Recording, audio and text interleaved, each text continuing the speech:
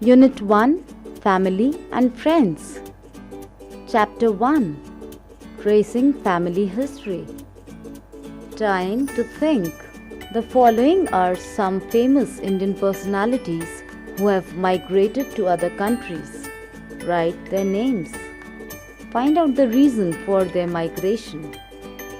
One day, I asked my grandfather about his family. He told me that he lived in a big joint family when he was a child. They lived in a rural area of Rajasthan. After completing his schooling, he shifted to Delhi for better educational opportunities. Since then, he has been living in Delhi. Ria's grandfather grew up in a big joint family in Rajasthan. In due course of time, most members of his family moved to different places for various reasons. Ria met all her uncles, aunts and cousins after a long time when she visited Rajasthan for a family wedding. In the same way, Ria's friend Tanya's family also moved from Amritsar to various places for different reasons. Below is Tanya's paternal family tree. Dada Dadi, Papa Mummy, Chacha Chachi, Bua. Bhaiya Tanya, cousin, cousin. Migration. Sometimes people move from one place to another to settle there. This is called migration. The people who migrate are called migrants. Most people migrate to other places primarily for the following reasons: better or higher education, better job opportunities, after marriage, job transfer. Nitty-gritty. Some people move to other countries permanently. This is called emigration. People who move to another country are called emigrants. Immigrants are people who arrive in a new country and settle there permanently. Take a break. Ria wants to know. Find out about a person in your family or neighborhood who has migrated. What were the reasons for him or her to migrate? Sometimes people are forced to migrate and shift to another places. This is called displacement. There are many reasons for forced migration. Natural calamities like floods, famines, earthquakes, tsunamis, etc. usually result in movement to safer places to save themselves. Man-made calamities like wars and some political decisions also force people to move. Partition of India and Pakistan was one such political decision which displaced many people. Sometimes the government breaks the houses built on unauthorized land. This is called demolition. This also displaces people. Construction of industries, dams and flyovers also compels people to move to other places. Sometimes during the construction of a dam, the government asks the people living there to leave their homes as the entire place would submerge underwater. When there is a war, people leave their homes to escape from the violence. Sometimes they seek shelter in another country. Such people are called refugees. Impact of migration. When people move from one place to another or migrate, they have to face many problems. It affects their family life. Children have problems in adjusting in a new environment. The elderly of the house are left alone when the younger generation migrates. Migrants have to adjust to the local language, food, climate, and other cultural changes of the new place. Migration has many positive aspects also. There is an increase in job and educational opportunities, cultural integration, mixing, and cooperation take place between people of different places. Take a break. Riya wants to know. Riya's uncle and his family are shifting to Srinagar from Ahmedabad because he has changed his job. Discuss 4 ways in which it will affect Riya's uncle's family. When educated people migrate from one place to another, what impact does it have on the place from where they migrate? How does it affect the place where they migrate? Discuss in class. Changing family structure. When our grandparents were children, women were confined to the house. They remained busy in household chores like cooking food, washing clothes, and taking care of the children in the family. Nowadays, girls are encouraged to pursue higher education. Many of them are professionally qualified. They have started working and go out of their houses frequently. Some even run different types of business. Many young boys and girls go to other cities and countries for higher education or work. They have to leave their families. Whenever a family member moves out of the house, the whole family's structure changes. When a girl gets married, she has to leave her parental home and set up a new home with her husband. This also brings a change in her family as well as her husband's family. The birth of a baby also brings a change in the family structure. Nitty-gritty. In some parts of Meghalaya, the husband lives with his wife's family. Take a break. Riya wants to know. What were the changes in your mother's family when she got married? What adjustments did she have to make in her new house? Unit 2, Our Body. Chapter 2, Our Body. Time to think. Who are we? I am a bony framework of the body. I am a thick cord of nerve tissue. I am the largest part of the brain. This morning, while coming to school, you may have seen many cars on the road. Do you know what the different parts of a car are? The different parts of a car are its engine, body, wheels, and steering wheel. All these internal and external parts of a car work under the control of a driver. Similarly, our body is made up of many parts called organs. Some of these organs are visible from outside. They are called external organs. For example, our arms and legs are external organs of our body. Some organs are located inside our body. They are not visible from outside. Such organs are called internal organs. For example, our lungs and heart are internal organs of our body. Each organ of our body performs definite function. Moreover, all these organs work together to perform their functions properly. A group of related organs form an organ system. Some organ systems of our body are the skeletal system, the respiratory system, and the digestive system. Our internal body structure. Our body is made up of some hard parts called bones. Can you feel any of your bones? Look at an X-ray of the skeleton. An X-ray plate is a photograph of any part of the body made using X-rays. The frame of bones supporting human body is called the skeleton. Look at this picture of a human skeleton. The skeleton is made up of many different bones. There are 206 bones in an adult's body. At birth, a human baby has 350 bones.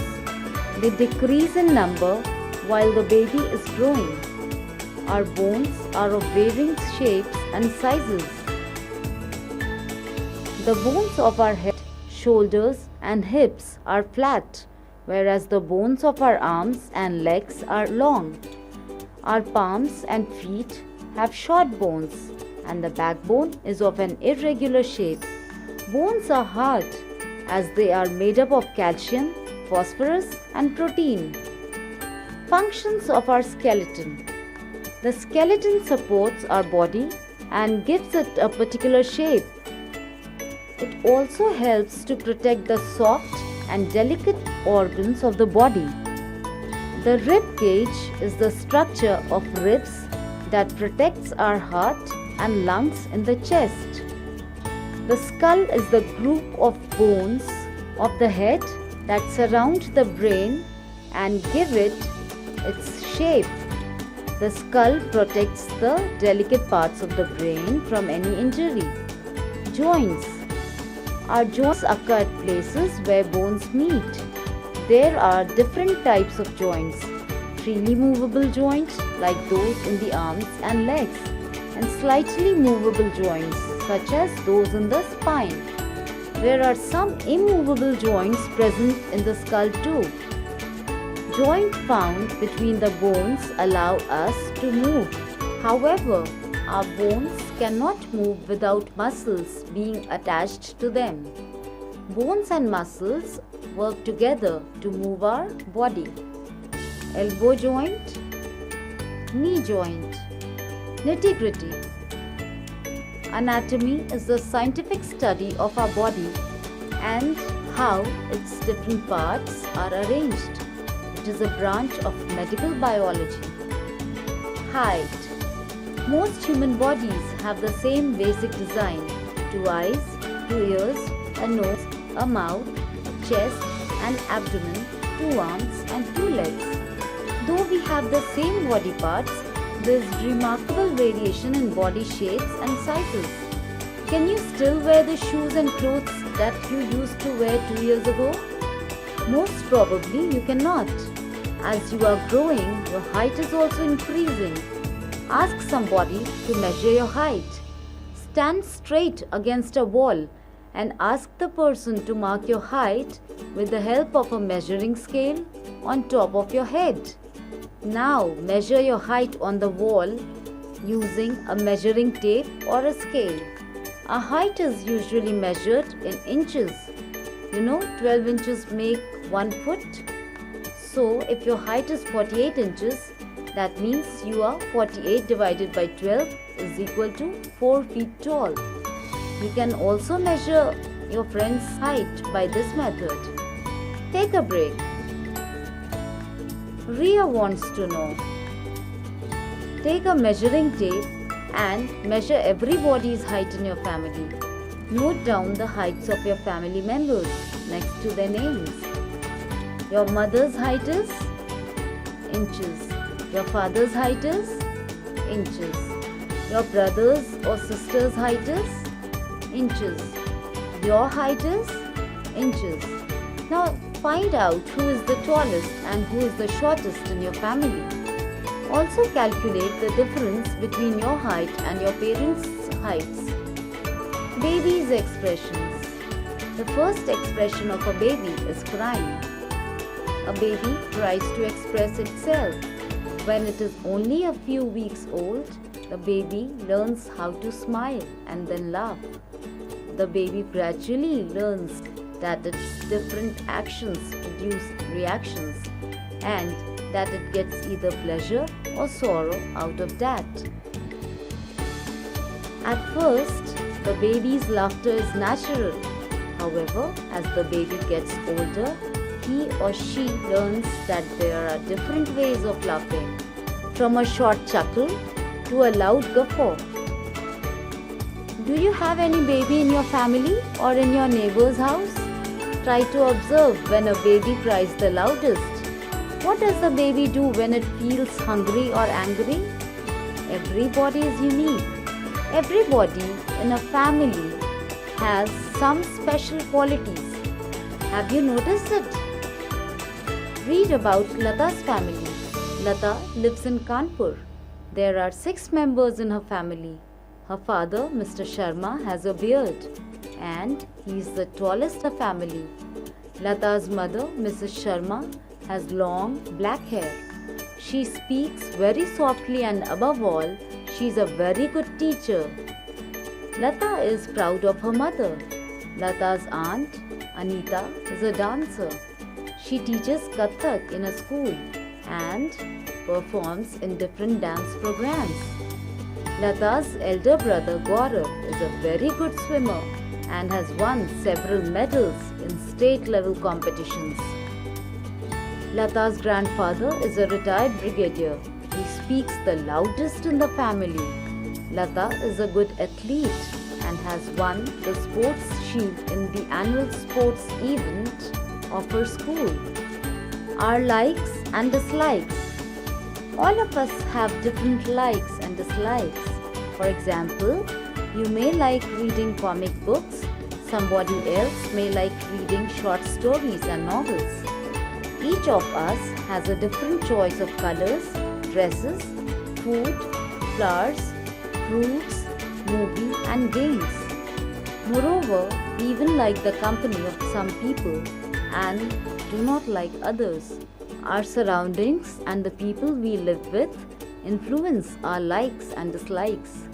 There are some common things that we do not like. All of us dislike the foul smell of garbage and like the fragrance of a flower. The good smell of a dish makes us want to eat it.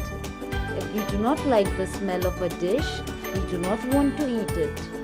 What we eat is dependent on our culture and taste. Which of the foods given here do you like to eat? We should always appreciate the likes and dislikes of other people, even if they do not match with our own taste.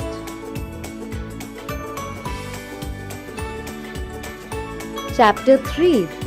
Blow hot, blow cold. Time to think. Name the organs which help us to breathe. We all breathe. All living things breathe. Breathing is essential for us to stay alive. Breathing involves inhaling, taking in, and exhaling, giving out of air. We breathe through our nose or mouth. We breathe all the time because our body needs a continuous supply of oxygen. Oxygen is needed to break down digested food to get energy. The nose, windpipe and lungs are the parts of our breathing system known as our respiratory system. The lungs are two bag-like structures located in the chest. The left lung is little smaller than the right lung. The lungs are protected by the rib cage. Beneath the lungs is a dome-shaped muscle called diaphragm, which helps to increase or decrease the space of the chest activity during the process of breathing. Nitty-gritty. Though human body has 2 lungs, we can live with 1 lung. It limits our physical activity but doesn't stop us from leading a normal life. Many people around the world live with only 1 lung. Take a break. Make a list of different activities in our daily lives which require us blow air. Demonstrate these activities in the class where you use your breath. Include the use of breath in doing yoga. Take a break. Initiate the lesson by taking an exercise on inhaling and exhaling in the class. Children can be taken to biolab and shown the respiratory system of human beings. Process of inhaling and exhaling of air, breathing. When we breathe in, inhale, the muscles pull the rib cage upwards and outwards. Due to this, the chest becomes bigger. The diaphragm muscle contracts, making it flatter. This makes the chest even bigger and the air is sucked into lungs. When we breathe out, exhale, the chest muscles relax, which lowers the rib cage. This makes the chest smaller. The diaphragm muscle relaxes, making it bulge upwards. This makes the chest even smaller and thus the air is forced out of the lungs. Take a break. Divide the class into groups. Each one should inhale and exhale air. The chest size can be measured on inhaling and exhaling air. The air we breathe out. The air that we breathe out contains carbon dioxide and water vapors. The air is warm because as it travels through our body, it picks up heat along the way. So, we breathe out hot and humid air. We can experience this by various activities like when we blow air to cool any hot drink. The drink cools down as our breath is cooler than the hot drink.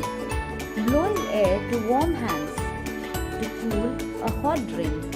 Exhaling air on a glass surface. In winter, we blow air from our mouth to warm our cold hands. When we exhale air on a cold glass surface, it becomes cloudy for some time.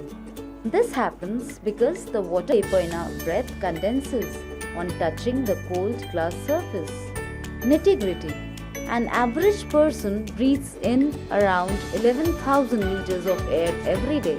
The study of lung diseases is known as pulmonology. What happens on blowing air? In olden days, people used chulhas for cooking. They lit firewood in the chulhas. They used to blow air through a pipe to keep the fire burning. Through our breath, we increase the supply of oxygen and the fire burns more brightly.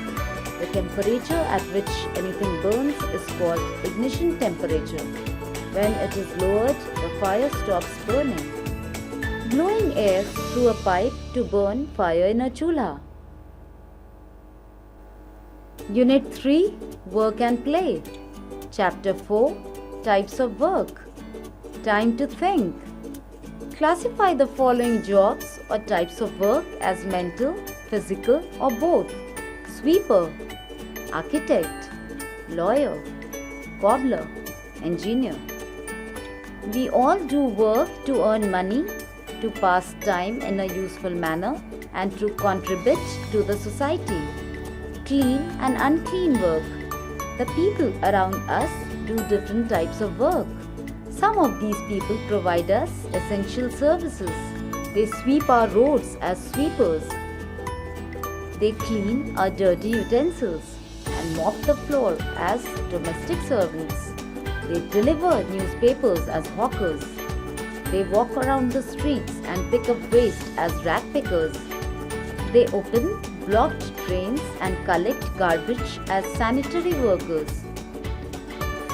However, we often consider these jobs low. We call their jobs unclean. Domestic help, sanitary worker, sweeper, rat picker. Some other jobs like those of waiter, vendor, mechanic, plumber, milkman, washerman, gardener and mason have low income. They do not require exceptional skills or high qualifications. Hence, we underpay these workers. Can you imagine what will happen if these people do not do their work? This is how our world would be without some of their essential services. Dirty clothes will pile up, cobwebs will be found, garden will overgrow with weeds, garbage will litter, rain will overflow. Mahatma Gandhi brought a revolution. In India, in earlier times, the people who did dirty work were referred to as untouchables. They were considered of low caste and lived in the outskirts of cities, towns and villages. These people did not get education and employment easily. They were not allowed to visit places like temples, markets and public places. Hence, they were unable to improve their living conditions. Mahatma Gandhi put an end to this. He called them Harijans. He taught the people of India that one should do their dirty jobs themselves. Mahatma Gandhi was a role model. You might not know that he used to clean his toilet himself. Dignity of labor. Today, India is changing. People have realized that manual labor is as dignified as intellectual ability. Dignity of labor applies to the work that we do with our hands. How will you get food if the farmer does not work in the fields? Where will you live if the laborers and masons do not build houses? How will you travel if the construction workers do not make roads and bridges? Dignity of labor is the respect we give to all types of jobs. It is a feeling within us that we don't consider that one job as lesser or greater than another. It is one of the most essential qualities that we should develop with ourselves.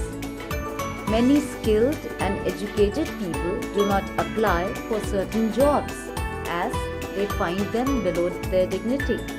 By doing this, they are wasting their time, talent, and education. Today, this is changing. Like in other developed countries, the youth of India feels encouraged to do their small jobs themselves. They take up part-time jobs as salespersons, waiters, delivery boys, attendants, etc. Each job, whether big or small, contributes to the society. All types of work are dignified and respectful. Labor also gives us self-help lessons. It helps us to keep fit and makes us aware of our needs and the requirements of the people around us. The youth take up part-time jobs. Chapter 5: Games and Relaxation. Time to think. What do you do when you get back home from school? All of us love to play games and enjoy ourselves when we are free. Playing any game of our choice helps us feel cheerful. Games or sports are important for our physical and mental development. A sport is an activity performed with physical strength, mental alertness, and skills. It can be played individually, in pairs, or as a team. Every school encourages sports activities for its students. People enjoy sports as hobbies or as their profession. Indoor and outdoor games. Indoor games. Indoor games are those that can be played within an enclosed place or building. For example, board games such as carom, chess, ludo, and Scrabble are indoor games. Table tennis, bowling, and billiards are some other games that are generally played indoors. Outdoor games. Outdoor games require space and are played outside in neighborhood parks and playgrounds of schools and sports clubs. Cricket, hockey, football, tennis, golf, and polo are some such games. Team games and individual games. Team games. Games played between two groups are called team games. Both the groups are called teams. A team is formed when more than one person plays on the same side of a game. Equal number of players in both the teams play against each other. Games like hockey, cricket, football, and basketball are played between two teams. Individual games. There are many games such as shooting, billiards, and golf played by a single person. Such games are called individual games. Pair games. Games like table tennis, tennis, and badminton are played either in single or double pairs. Team spirit. A player is a part of the team. Players belonging to different regions, religions, and economic backgrounds join together to represent their team. While playing in a team, it is important to have the right team spirit. Team spirit is the feeling of harmony and unity among the players. They share the common aim to compete and win against their opponents. They should play for the team and not just to make individual records. The following things should be remembered to maintain team spirit.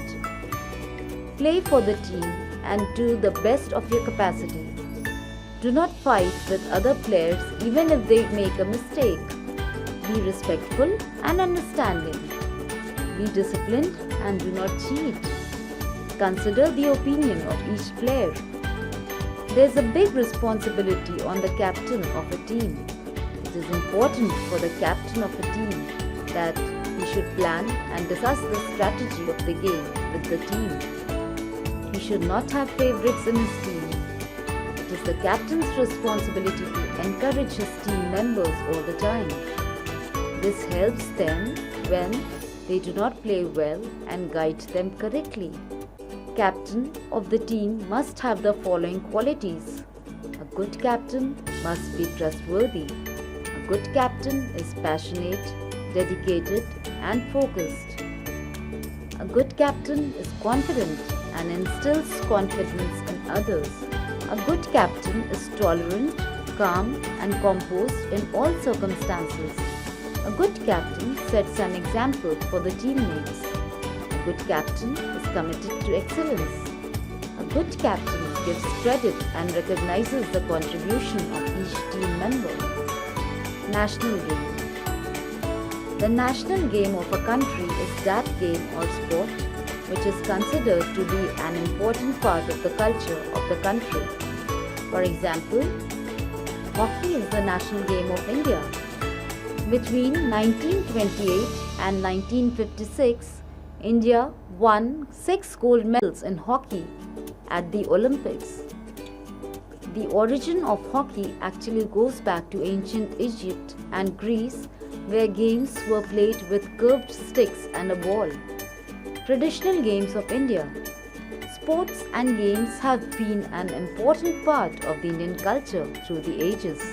Some traditional sports like Kabaddi are played at the national level even today. Kabaddi. Kabaddi is an old and popular game of India and the subcontinent.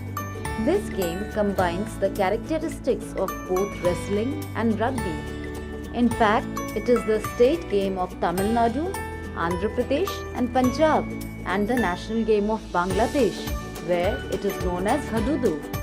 The game requires a lot of stamina, agility and skill. It is popularly known as Hututu in Maharashtra, Takarjang in Punjab and Dodo in Nepal. It was introduced in the Asian Games for the first time in 1990 in Beijing, China. Kho-Kho. Kho-Kho is one of the most popular traditional sports in India. Like all Indian games, it is simple, inexpensive and enjoyable. This game is more popular among girls. The game is played between 2 teams of 12 players each. However, in the match, only a player takes part. The game is played in innings of 7 minutes each. Members of the chasing team has to chase and touch the member of the running team with her palms and utter the word Kho loudly. Each side alternates between chasing and running.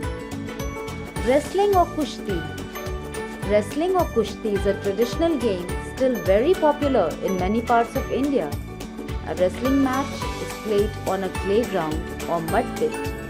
In this game, 2 wrestlers compete with each other and attempt to throw the other on the floor.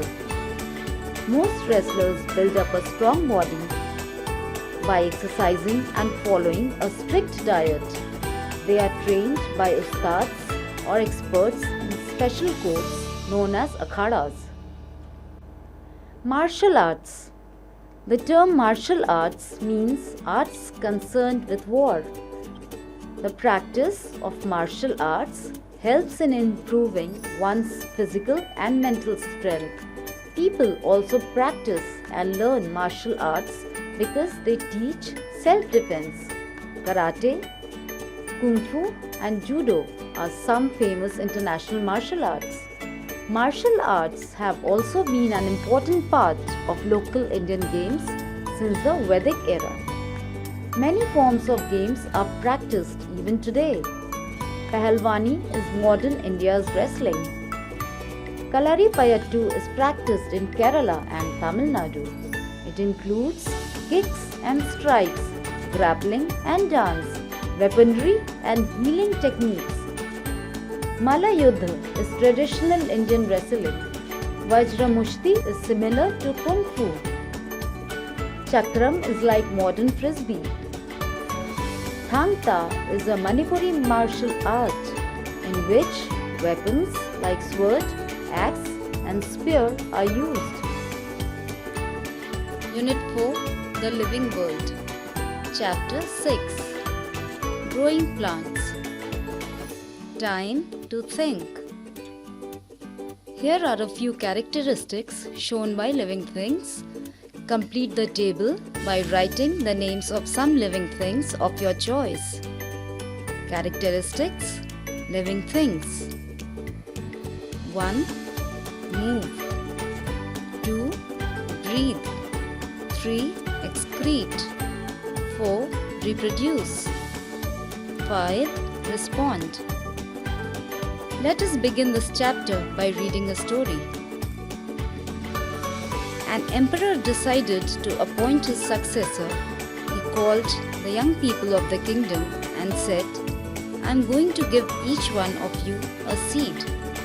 I want you to plant the seed, water it, and come back after a year with what you have grown.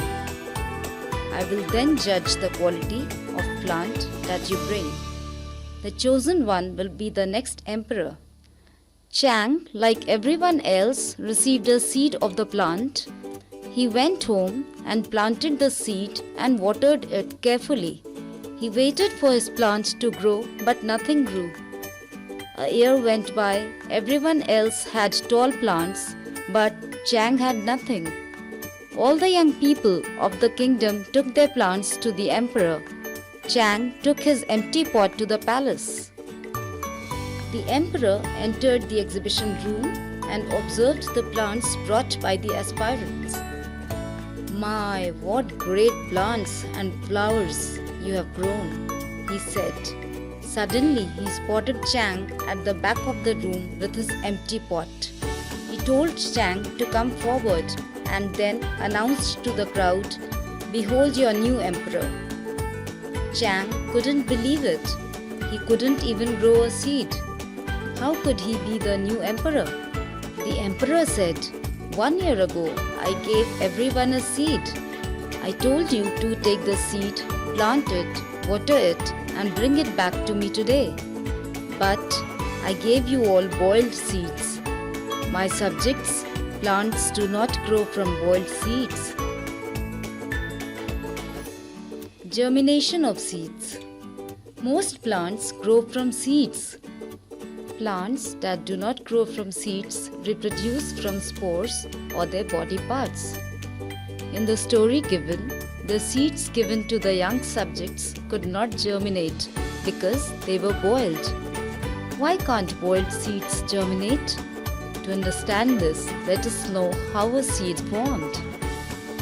Flower-bearing plants grow from seeds and are called flowering plants. Flowers are fertilized by bees and butterflies in the process of pollination. Pollination results in the changing of flowers into fruits. Fruits carry seeds in them. The seeds contained in the fruits are dispersed by animals, water, wind, and explosion. Pollination, fertilization, flower changes into fruit, dispersal.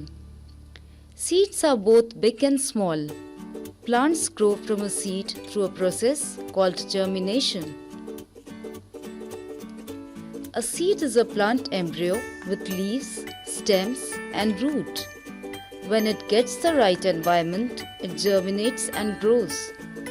Embryo grows into the new plant. Seed coat provides protection to the baby plant. Cotyledons are the baby seed leaves that store food for the baby plant. Radicle is the baby root. Plumule is the baby shoot. Favorable conditions for germination. The seeds that the emperor gave to his young subjects in the story that you read at the beginning of the chapter could not germinate because they were spoiled by heat. Seeds can also get spoiled by rain and snow.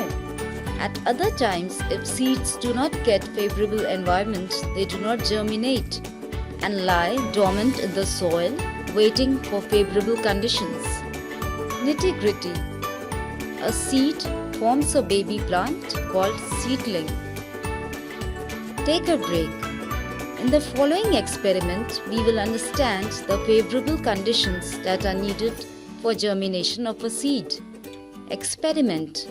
Seed germination. Hypothesis. Seeds need the right amount of water, air and warmth to germinate. Label each seed's condition with the help of the clue box and write down which seed will germinate. Nitty-gritty. Mushrooms and other fungi produce spores that drop out of their gills. These spores fall to the ground or are carried by the wind. Seed dispersal. Seeds travel with the help of wind, water and animals. These are called agents of seeds dispersal. Some seeds are also dispersed by the explosion of the fruit. Seeds dispersal helps the seeds to get away from the parent plant. This prevents competition over space, water and nutrients. They travel to far-off places and fall to the ground. Wind carries light, fluffy and small seeds. These seeds have parachutes, wings or feather-like hair. For example, dandelion seeds and cotton seeds. Dispersal by wind. Dandelion seeds, cotton seeds. Water carries the seeds of water plants or plants that grow on coasts. These seeds float to other places and germinate in water or on the coast. For example, lotus seeds and coconut seeds. Dispersal by water. Lotus seeds, coconut seeds. Animals are also agents of seeds dispersal. They eat fruits and expel the undigested seeds at other places. Squirrels and other rodents bury seeds for winter. Some of these seeds grow into new plants.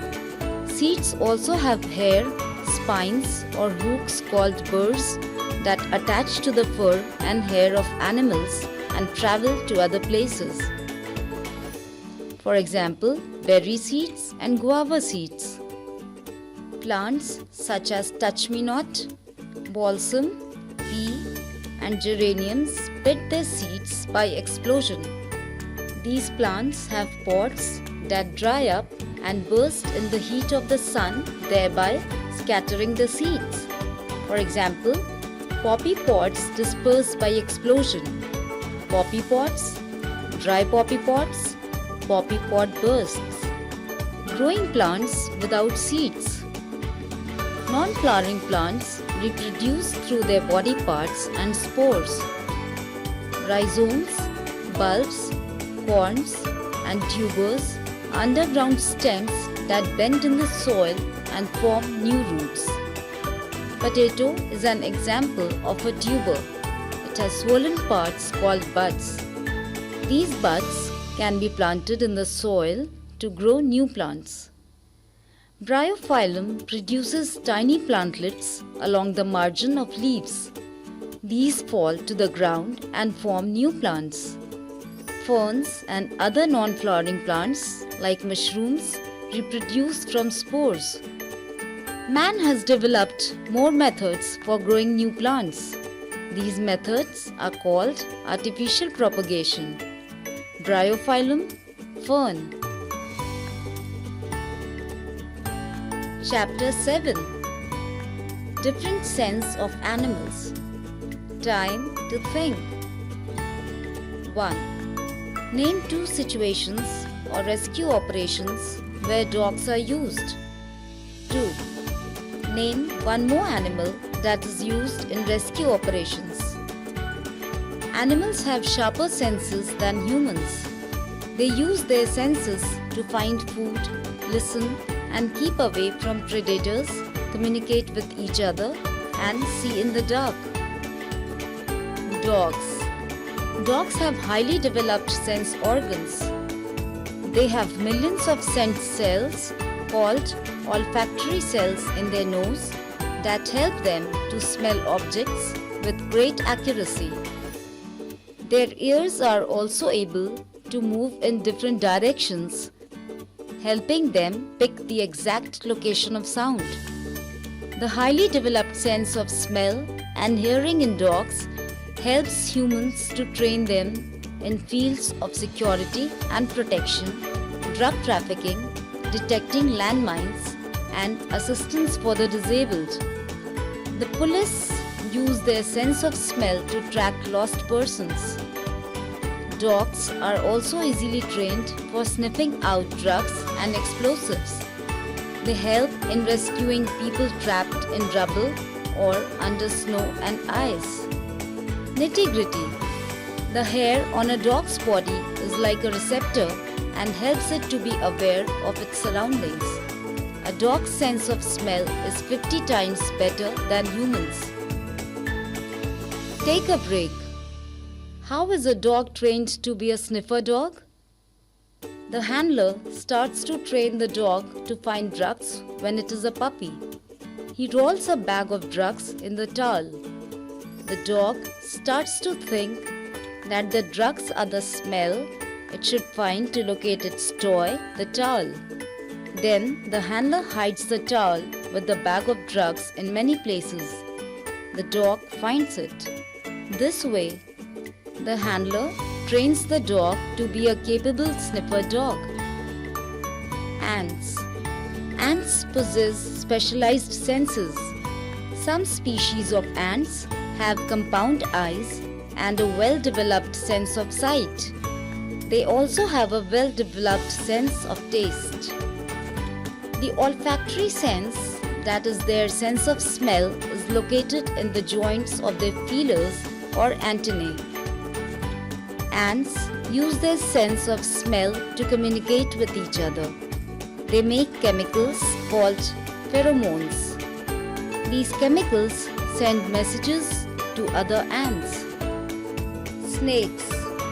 You already know that snakes have a long, forked tongue. But snakes do not use their tongue for tasting and touching. Unlike humans, they use their tongue for smelling. How does a snake do this? There's a space in the upper jaw of the snake's mouth from where it can stick out its tongue. With its tongue, it picks up scents from the air and the ground. Nitty-gritty.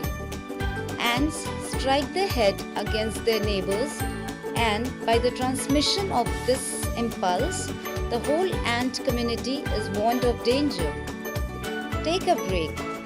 How does a snake sense smell with its tongue? There are two openings on the roof of the snake's mouth that lead to a spot called the Jacobson's organ. The snake touches its tongue to this organ and rubs off the scent it has collected. The organ identifies the scent and sends a message to the brain. Thus, the snake knows if a prey or an enemy is nearby. Snakes don't have external ears either. They have ear parts inside their body. They hear because sound travels through their muscles attached to the bones in their jaws.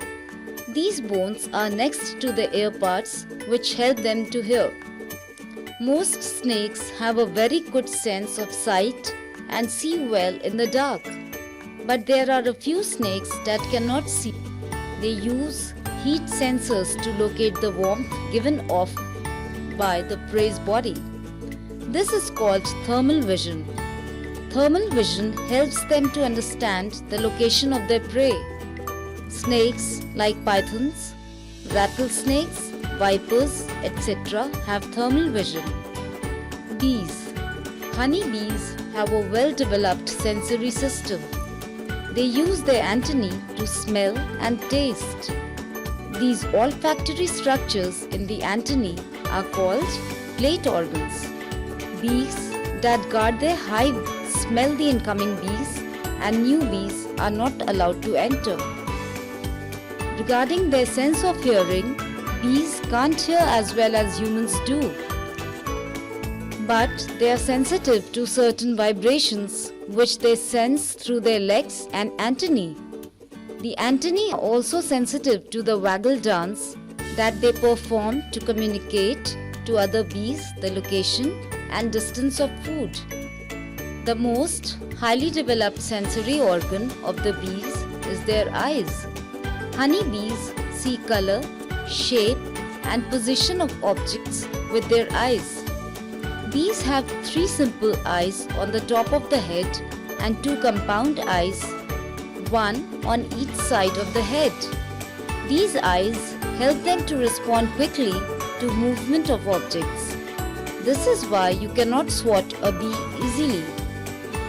Nitty-gritty. Bees see most of the color spectrum. Their eyes collect colors called bees purple, a mixture of yellow and ultraviolet. This sense of color helps them to locate flowers. Birds. A bird's sense of sight is important to its survival.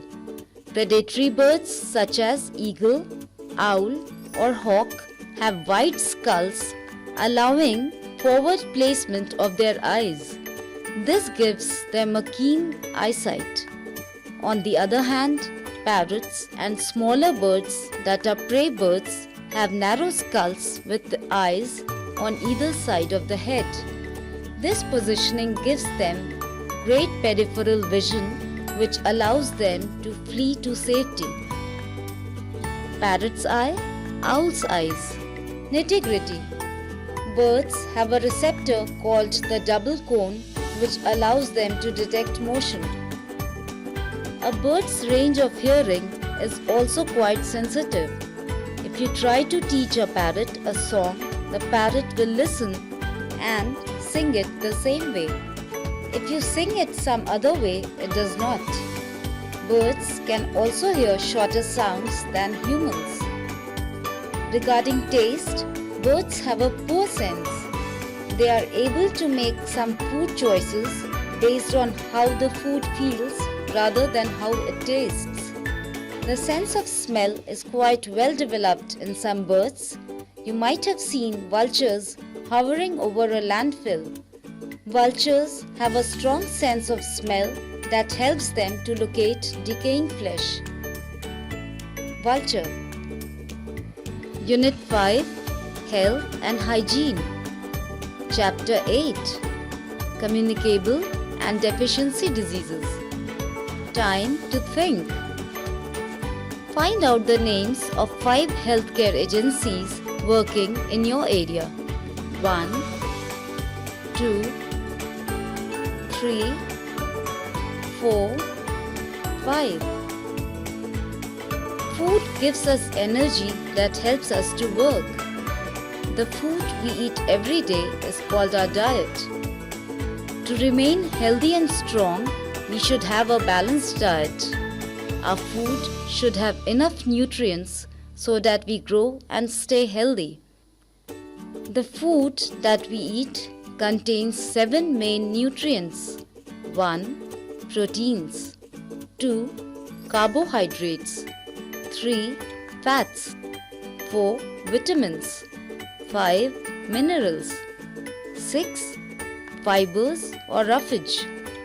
7. Water. Sometimes we feel weak and tired.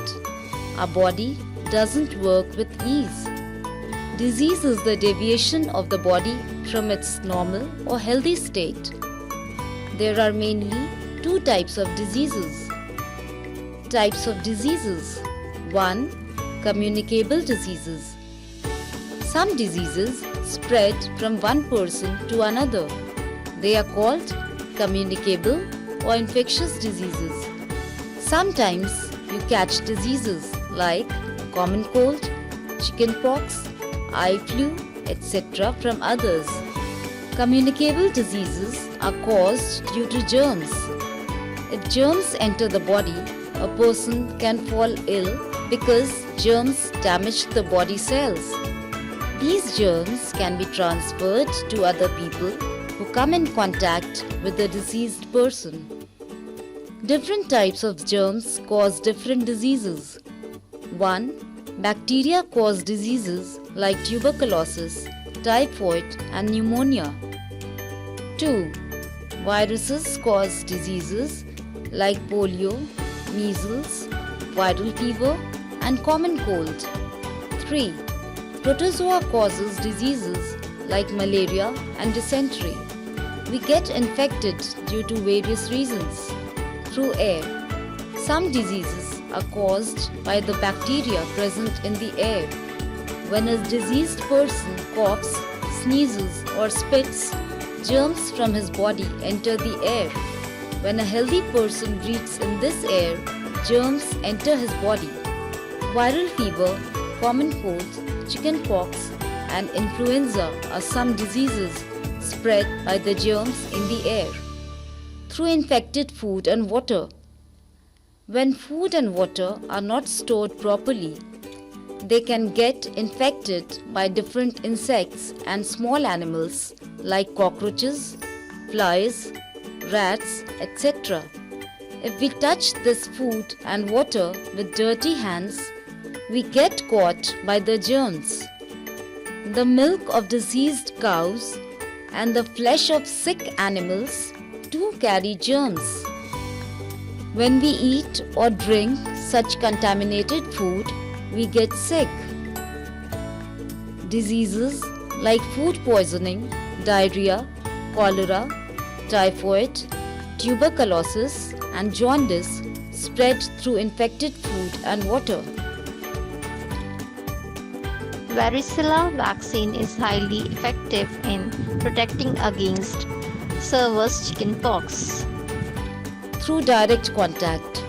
Touching a sick person, his clothing, handkerchief or other objects used by him can pass on germs from the sick person to a healthy person.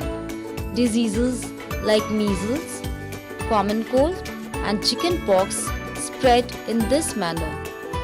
That is why we must keep away the patients who are suffering from infectious diseases, especially from the children, because children catch the diseases even more quickly. Nitty-gritty. Varicella vaccine is highly effective in protecting against severe chickenpox. Through insects. Mosquitoes or fleas are the blood-sucking insects that spread various kinds of diseases like plague, yellow fever, dengue and malaria. Plague is caused due to the bite of rat. Malaria is spread by a protozoan carried by the female Anopheles mosquito. Many people have died because of these diseases. Preventing infectious diseases. 1. Germs breed in dirty surroundings. So, if we want to prevent diseases from spreading, we must keep our surroundings clean. If we throw garbage here and there, we invite germs and mosquitoes. Dustbins must be kept wherever necessary. 2. All drains should be clean and covered to prevent the breeding of flies and mosquitoes. 3. Do not let water stand near your house to avoid the breeding of mosquitoes. Spray DDT around your house and in your surroundings to kill mosquitoes. 4. Fresh air and strong sunlight kill germs. It is very important that a house should have proper ventilation. The bedding in the house should be neat and clean. 5. Drinking water should be neat and clean. The water can be purified by boiling, filtering and chlorinating. 6. We should keep our home and neighborhood clean. Windows and doors in the house must have proper screens so that insects and flies do not enter the house. 7. Kitchens, toilets and bathrooms of the house should be neat and clean. 2. Deficiency diseases. The diseases that are caused due to the lack of some particular nutrient in a person's diet are called deficiency diet. Some diseases do not spread from one person to another. These are called non-communicable diseases. Some non-communicable diseases are caused by some kind of deficiency. They are deficiency diseases. When a part of the body, like the kidney or liver, does not work properly, it is called disorder.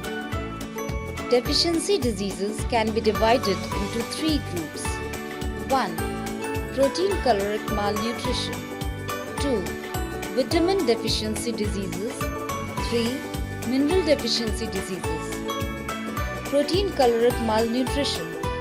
This disease is caused due to the improper intake of food. This deficiency affects the children lesser than 5 years of age. Most common diseases under this category are marasmus and kwashiorkor. These diseases are caused because of lack or imbalance in the consumption of proteins and carbohydrates. The World Health Organization (WHO) cites malnutrition as the gravest single threat to the world's public health. Improving nutrition is widely regarded as the most effective form of aid. Marasmus.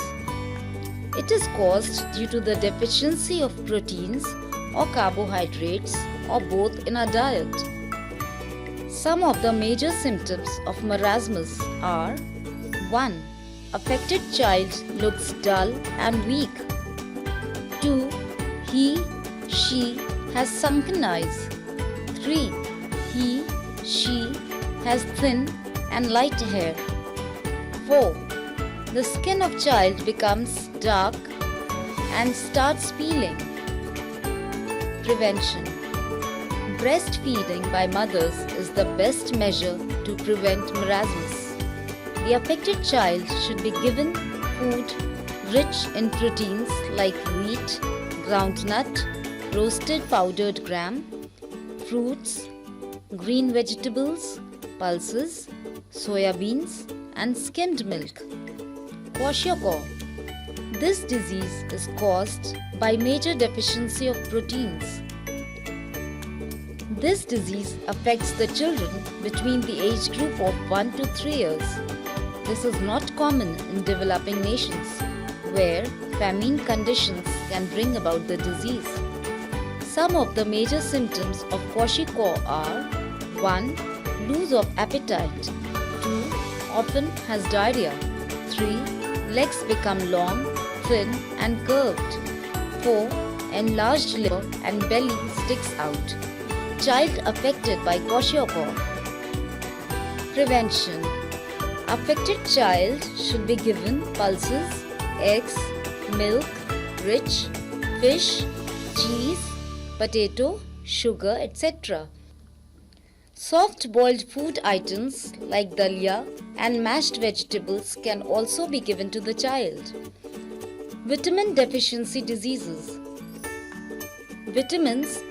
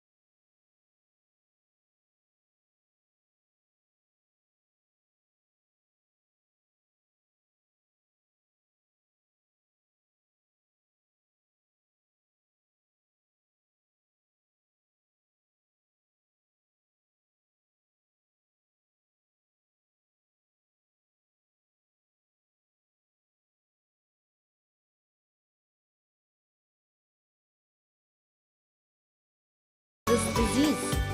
Scurvy can be prevented by using citrus fruits like orange, lemon, amla, guava, grapes, etc. Rickets. Rickets is among the most frequent childhood diseases in many developing countries. In this disease, the bones of legs become thin, deformed and curved. The lack of vitamin D is the cause of this disease. Rickets can be prevented by taking milk, butter, fish, meat, etc. Sunlight is also an important source of vitamin D. Mineral deficiency diseases. Minerals are essential for carrying out various metabolic and functional activities in our body. They keep the blood free from diseases. Minerals like calcium, iron, fluoride, iodine, zinc, and sulfur are needed by our body. There are some diseases that are caused due to deficiency of minerals. Anemia. Deficiency of iron causes disease of the blood called anemia. Iron deficiency reduces the hemoglobin content of the blood. The three main classes of anemia include excessive blood loss, excessive blood cells destruction, or C-deficient red blood cells production.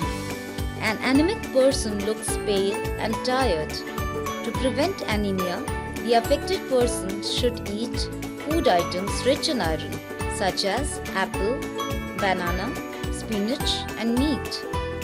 Goiter. A goiter, also called a bronchocele, is a swelling in the thyroid gland, which can lead to a swelling of the neck or larynx, voice box.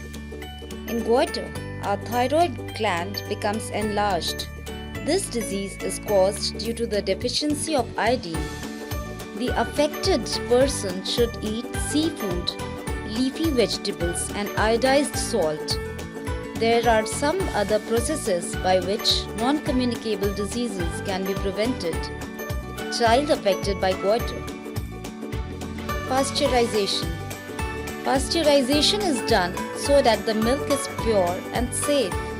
It kills harmful bacteria in milk by boiling the milk for about half an hour or more, and then it is cooled quickly so that the germs are killed. Vaccination. Vaccination is very important. It protects children from diseases like diphtheria, whooping cough, measles, tetanus, and polio. Vaccination is done through injecting or given orally to the child. These help the child's body to fight against the diseases. Unit 6, Our Needs. Chapter 9, Food.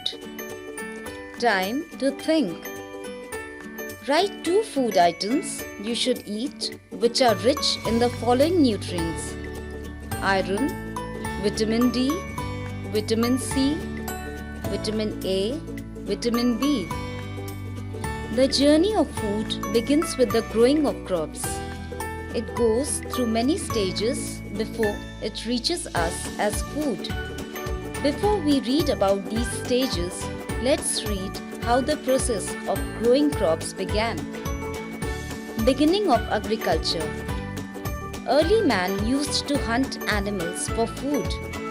They had to eat the wild plants that grew around them and the wild animals that lived around them. With time, people learned to grow crops from seeds. They learned to domesticate animals and breed cattle. Growing crops and rearing animals for food is known as agriculture. Once people started agriculture, they began to settle down in permanent houses because they did not need to move around looking for food anymore. Villages and societies gradually grew because of agriculture.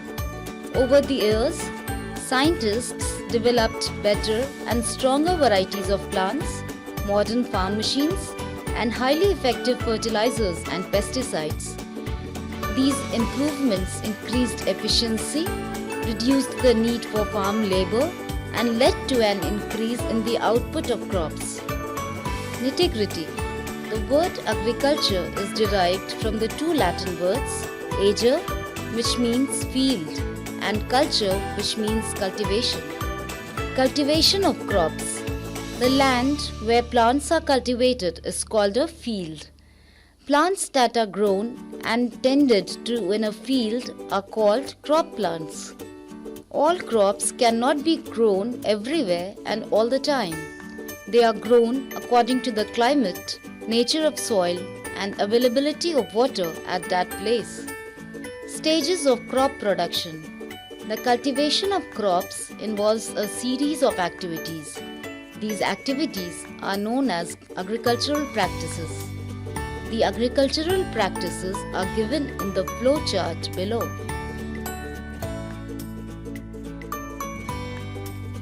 Preparing soil. Plowing. The process begins with plowing. The process of loosening and turning the soil is called plowing. This is done by a wooden or an iron plow. Animals are used to pull the plows in smaller fields. Plowing in bigger fields is done by tractors. Advantages of plowing. It loosens and aerates the soil so that the roots are able to penetrate deeper and breathe well. It brings nutrient-rich soil to the top so that plants can use these nutrients. It helps in the growth of microorganisms and worms in the soil that add humus to the soil and maintain its fertility. Sowing seeds. Sowing is the process of planting seeds in the soil. It is either done by hands or with the help of a seed drill. A variety of seed drills such as Tiffin or Mogada are used for this purpose. After sowing, a wooden board is drawn over the field to cover the scattered seeds with the soil. Adding manures and fertilizers. The substances which are added to the soil in form of nutrients for the healthy growth of plants are called manures and fertilizers. They are added because growing crops continuously makes the soil poor in certain nutrients. Lack of sufficient nutrients in the soil results in the production of weak crop. Manures and fertilizers replenish the soil with nutrients. Irrigation. Water is essential for the growth of plants. The process of watering plants in the field is known as irrigation. Agricultural land is usually irrigated by canals, wells, and tube wells. Nowadays, sprinkler irrigation and drip irrigation system are used for irrigation. Irrigation should be proper. Both excess of water and scarcity of water are harmful for the crops. Harvesting. The process of cutting and gathering crops after they are mature is called harvesting. The crops are pulled out or cut close to the ground. It is done manually using sickles or through machines. Threshing. Threshing is the process of beating paddy plants in order to separate the seeds or grains from the straw. Threshing can be done manually or mechanically.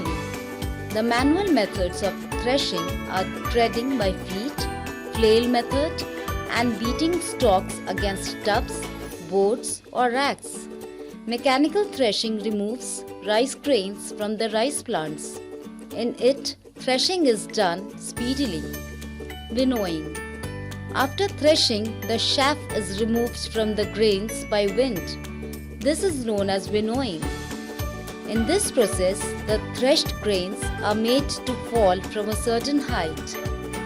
The seeds, being heavier, fall directly to the ground, while the light shafts fall separately and the winds blow it away. Storage. The harvested crops need to be kept safe from moisture, insects and rats. Hence, they need to be stored safely. Some steps for proper storage are: the grains are dried in the sun to reduce moisture in them. Farmers store grains in jute bags or in metallic bins. The large-scale storage of grains is done in silos and granaries to protect them from pests like rats and insects. Selling. Farmers sell their crops to the wholesalers. Wholesalers sell them to small shopkeepers or retailers from whom we buy them. Changing pattern of growing crops. Traditionally, farmers in India grow wheat, rice, sugarcane, millets, oilseeds, tea, coffee, potato, onion, and other fruits and vegetables. Today, people are eating different kinds of food. As a result, farmers are also growing special crops such as kiwi, soybean, quinoa, parsley, broccoli, and cherry. Crop diversification is intended to give a wider choice in the production of a variety of crops in a given area so as to expand production-related activities on various crops and also to lessen risk. Crop diversification in India is generally viewed as a shift from traditionally grown less remunerative or profitable crops to more remunerative crops. Crop substitution and shift are also taking place in the areas with distinct soil problems. Chapter 10. Water. Time to think. What are the various sources of water? Why do we need water? Water is an important natural resource which is essential for all living beings. It is present in fruits, vegetables, leaves, animals, air, and even in our body. Rain is the main source of water on the earth. Some part of the rainwater is absorbed by the ground and is stored underground. Some of this underground water is used by plants. Some of it is taken out through wells, tube wells, and hand pumps for human consumption. Some rainwater remains on the surface of the earth. This water is called surface water. It is found in rivers, lakes, ponds, streams, seas, and oceans. Local sources of water. In cities, water from rivers is purified and made fit for drinking. It reaches our homes through pipelines. Hence, we do not need to go anywhere to get water. In villages, people get water from wells, rivers, and ponds. These sources of water are usually situated at a distance from the village. So, the villagers have to walk several kilometers to collect water. In most villages today, water comes directly to the houses through pipelines as in cities. Ancient sources of water. In ancient times, many people lived in places that were not close to any river. People living in such places had to travel long distances to fetch water in mud pots or other containers. Sometimes they had to walk 5 to 10 kilometers a day to reach the nearest source of water. Even today, in some parts of the world, people travel long distances to fetch water. Baoli. Baoli in Hindi and Wow in Gujarati means step well. A baoli or a step well is a deep well in which water can be reached by climbing down a number of steps. These are ancient water reservoirs where huge amounts of water could be stored. They were built by ancient rulers to provide and store water as backup during droughts. These were very popular in western India. Some of the famous baolis are the Dada Hari Baoli in Gujarat, the Chand Baoli in Rajasthan, Agrasen ki Baoli and the Raja ki Baoli in Delhi. In the past, a baoli was not only a source of water but it was a place where community activities and religious ceremonies were used to held. These days, most ancient baolis are lying neglected and unused. They can be repaired and used in areas where water supply is limited by harvesting groundwater. Nitty-gritty. Agrasen ki baoli is believed to have been built during the epic eras of the Mahabharata. Piyaus. The word piyau means to offer liquid to drink. It refers to the offering of water to thirsty people. During hot summer days, travelers on the road might need a glass of water to quench their thirst. To serve the travelers with water, we can see earthen pots full of water on roadsides. These are called piyaus. Anybody can drink water from these piyaus. In some places, there are piyaus for animals as well. Serving water to the thirsty is a form of social service. The Gurdwara Nanak Piyau is a historic Gurdwara in Delhi. It is said that Guru Nanak Dev Ji often stayed there and offered cool water to the thirsty wayfarers with his own hands. Irrigation. Watering fields by artificial means is called irrigation. Wells, tube wells, canals, and tanks are some major sources of irrigation in India. Wells. Wells are deep holes dug into the ground to bring underground water to the surface. Water is drawn out of the wells using a bucket and rope. Tube wells. Tube wells are deeper than wells and can reach the sources of water deep within the ground. They work on electricity or diesel pumps to draw the water out. Canals. Canal is an artificial river made to take water from one artificial reservoir such as dams. A main canal is divided into branches which are further divided into distributaries. Now, canals are considered to be the best means of irrigating crops. Tanks. Tanks are constructed to collect rainwater. This rainwater is then used for irrigating fields. Water wheel. A water wheel called rahat is a simple wheel with buckets or a set of paddles attached to its rim. The wheel is mounted vertically on a horizontal metal bar. It rotates when the flowing water strikes the buckets.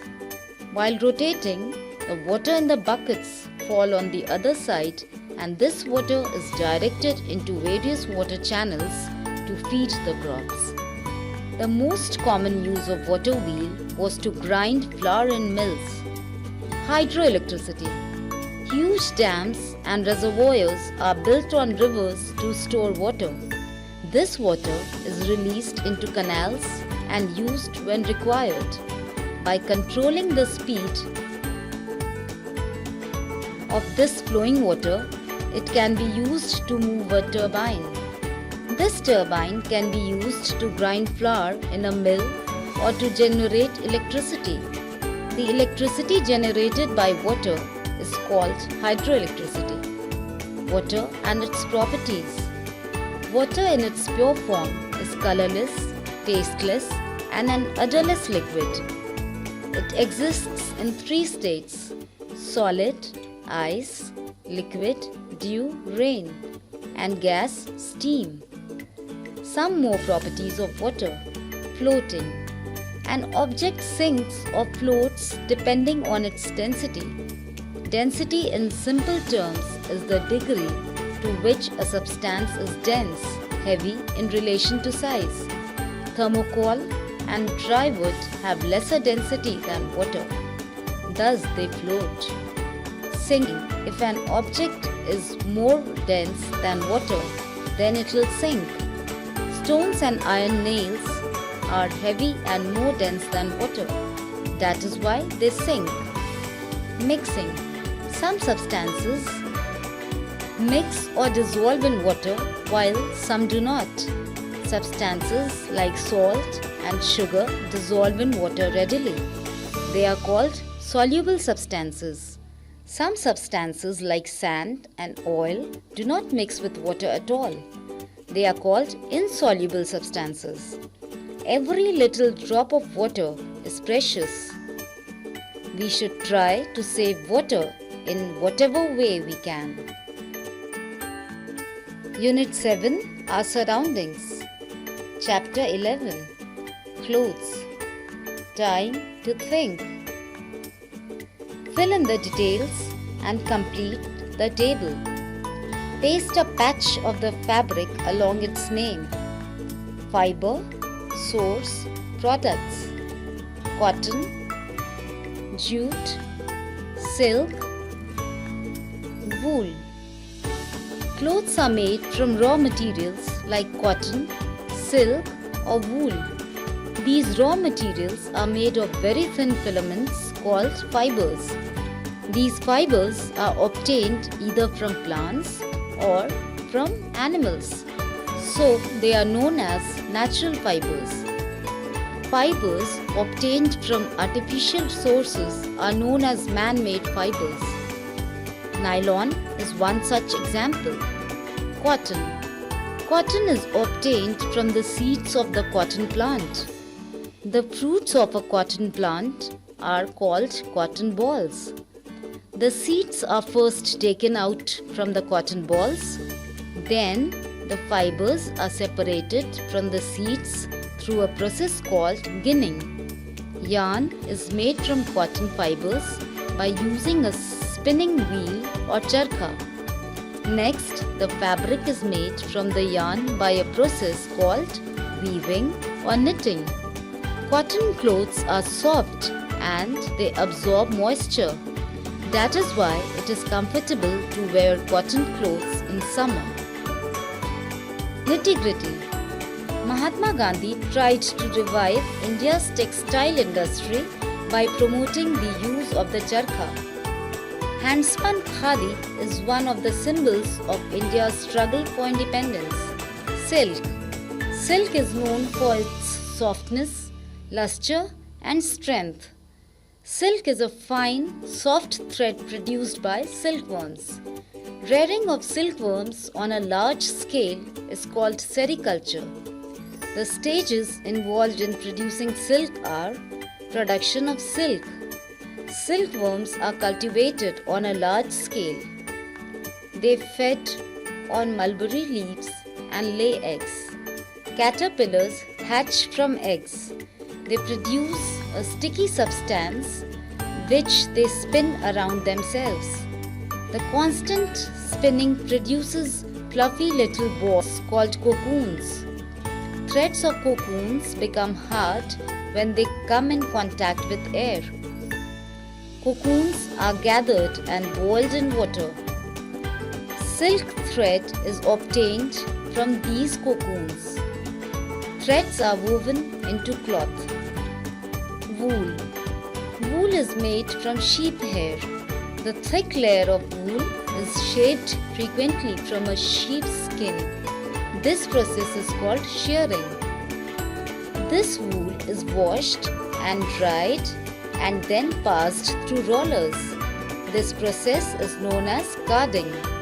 Then the fibers are spun to make woolen yarn and are knitted by machines or by hand to make various garments. Woolen garments are worn during winter. Man-made fibers. Man-made fibers include nylon, polyester, rayon and acrylic. They are made from different chemicals. Man-made fibers are also called synthetic fibers. They are quite popular for their strength and longevity. Types and uses of man-made fibers. Nylon. It is a smooth, non-absorbent, lightweight, durable fiber. It does not wrinkle easily and dries quickly. Nylon is made from petroleum products. Uses. It is used to make umbrellas, sportswear, tents, luggage, sleeping bags, bristles of brushes, etc. Polyester. It does not crease easily. It is easily washable and is made entirely from chemicals. Uses. It is used to manufacture fiber fill used in pillows and make dresses, jackets, sportswear and raincoats. Rayon. It is a strong and absorbent fabric like cotton. Uses and sources of natural fibers. Fiber, source, used to manufacture. Cotton, plant. Garments, furnishing bags, luggage, canvases, items of medical use such as bandage. Silk, animal, clothes, home furnishings, items of medical use. Wool, animal, sweaters, blankets, jackets, coats, carpets, suits, etc. Hemp, plant, curtains, draperies, bed cover, sheets, canvas, clothing and table linen. Linen, plant, tents, canvases, tough clothing, sails. Coir, plant, doormats, mattresses, floor mats, sacks and brushes. Jute, plant, textiles, footwears, sacks, bags, packing material, rope, ornaments, etc. Chapter 12. Shelter. Time to think. Make a stilt house model with the help of twigs, ice cream sticks and matchsticks. Shelter is a basic need for human beings. It protects us from cold, heat and rain. It also guards us and our belongings against thieves. It is a place where we can keep our belongings, feel comfortable and live with our family members. Houses are built after considering the following conditions. 1. Climatic conditions. Climate of a place is an important factor which influences the structure and design of a house to be built. A.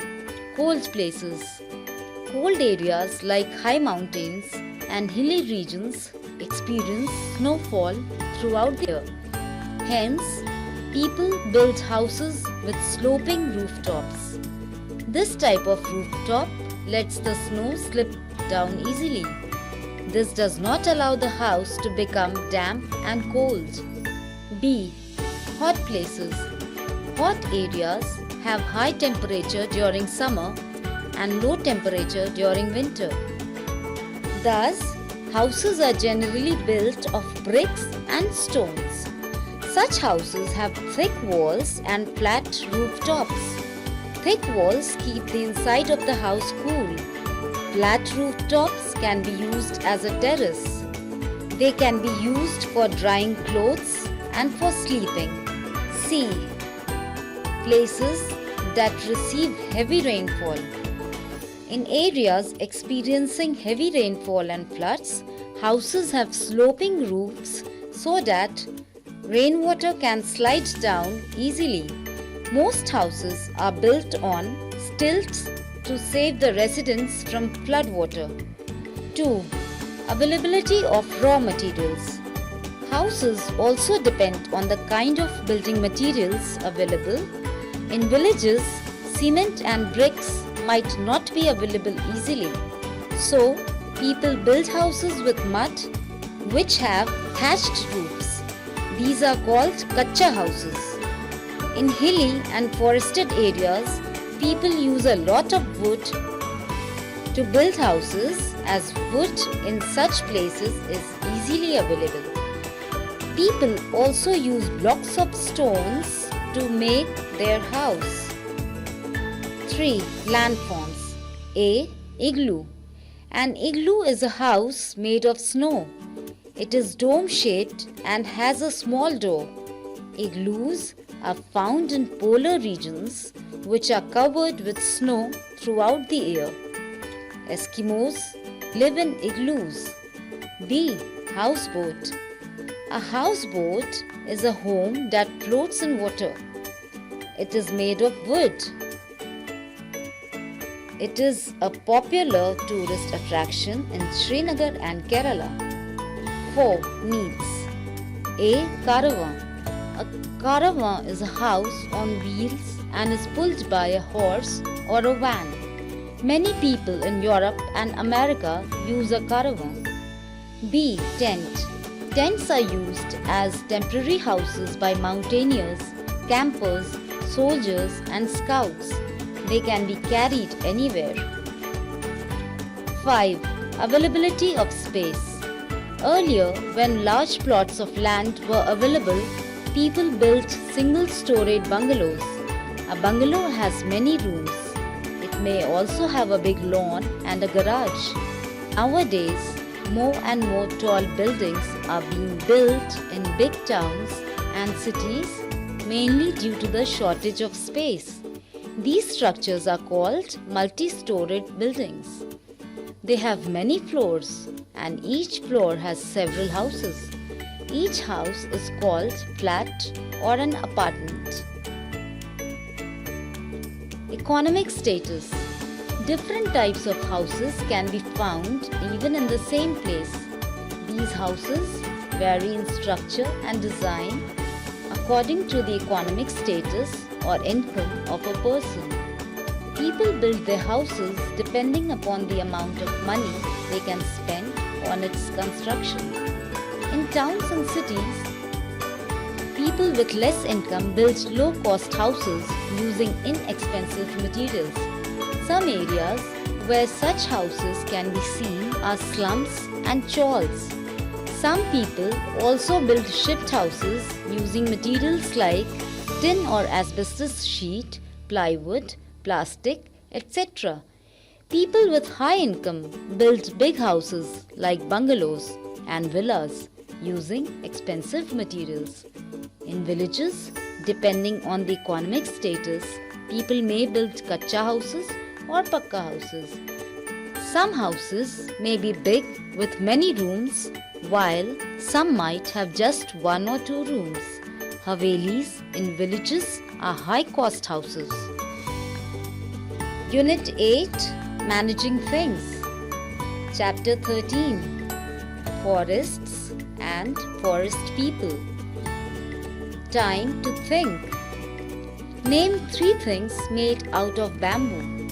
Name 3 plants that have medicinal value.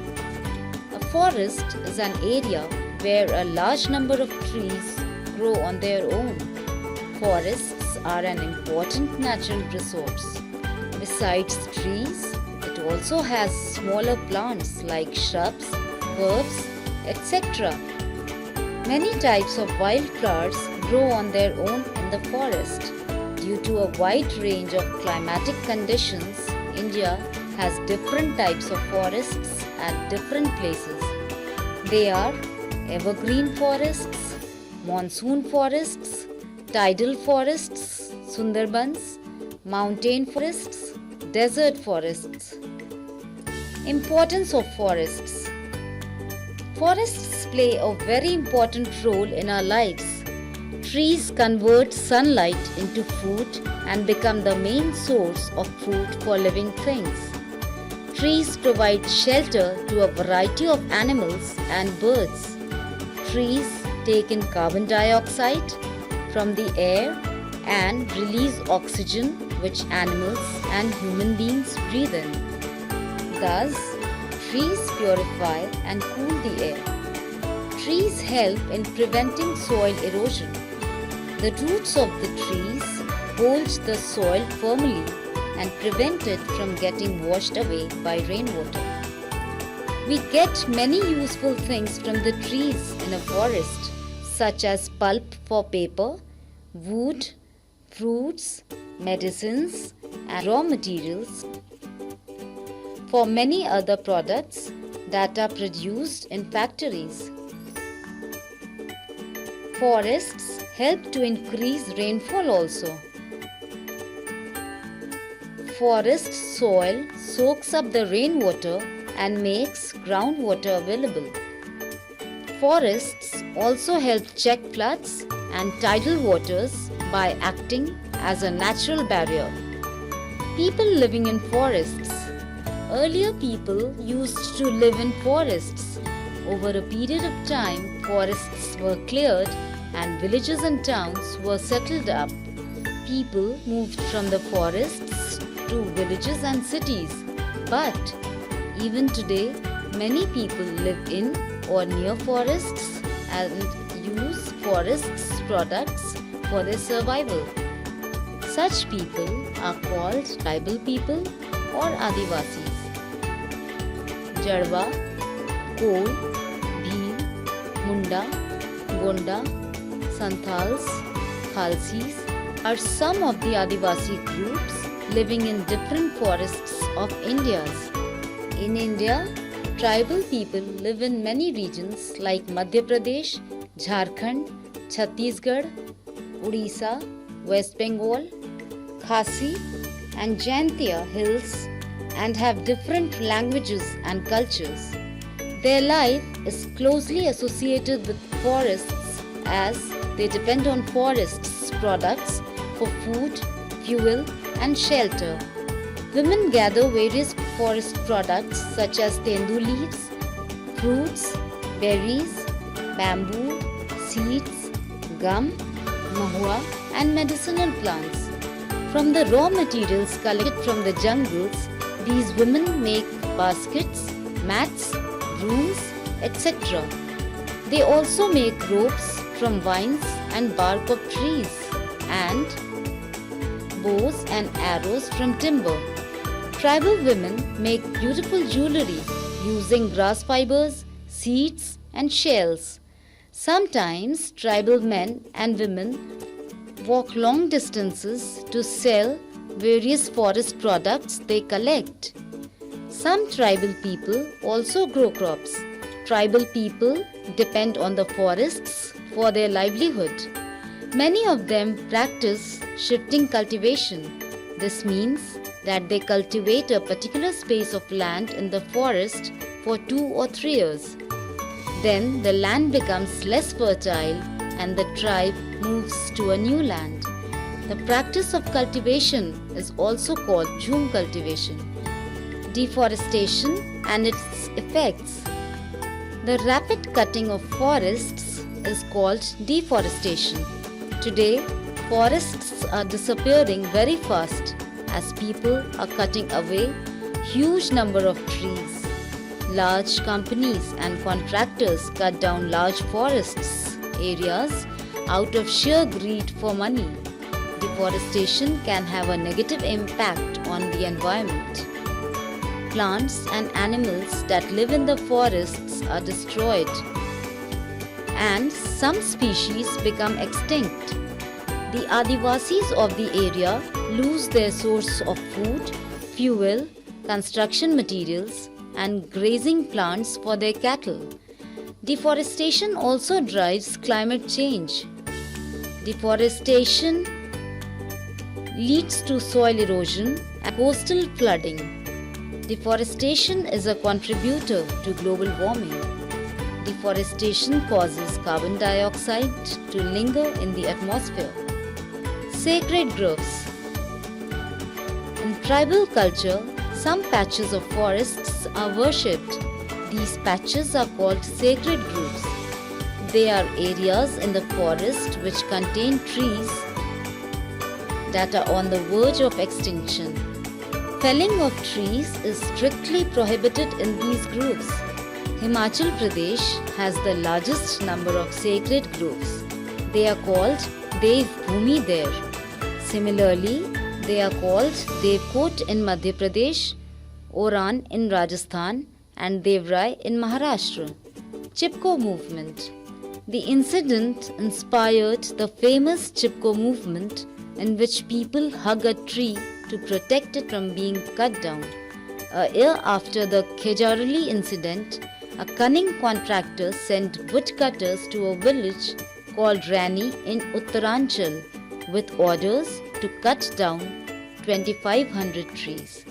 At that time, The men of the village had all gone out for work, but the women came out and hugged the trees and refused to let go till the woodcutters went away. They were inspired and led by an old woman named Gauri Devi. By and by, the Chipko movement became famous all over the Uttaranchal. It inspired many other movements all over the country like the Narmada Bachao Andolan, Apiko movement and Chilka Lake agitation in Odisha. Van Mahotsav. Van Mahotsav is a week-long festival of tree plantation. It is organized every year in the month of July all across the country. Millions of people participate in Van Mahotsav and lakhs of trees are planted every year. The Van Mahotsav was started to increase the area under forest cover. It was initiated in 1950 by K.M. Munshi, who was a noted environmentalist and also the agriculture minister at that time. Chapter 14. Disaster Management. Time to think. List various names of natural disasters. Disasters are major accidents or events that lead to huge loss of life and property and create emergency situations. Disasters can be natural or man-made. Earthquake, tsunami, flood, cyclone, volcanic eruption, landslide and drought caused by nature are called natural disasters. War, terrorist attacks in some cases, forest fires caused by human activities are called man-made disasters. Natural disasters.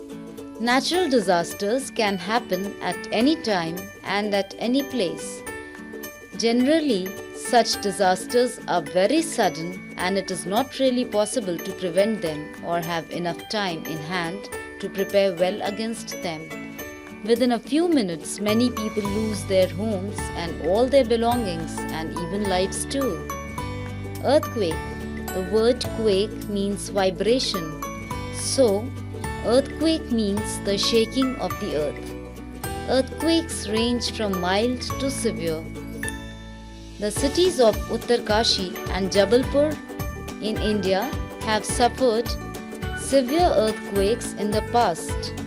During the earthquake, buildings get cracks, electric poles are uprooted, and transportation and communication is disrupted.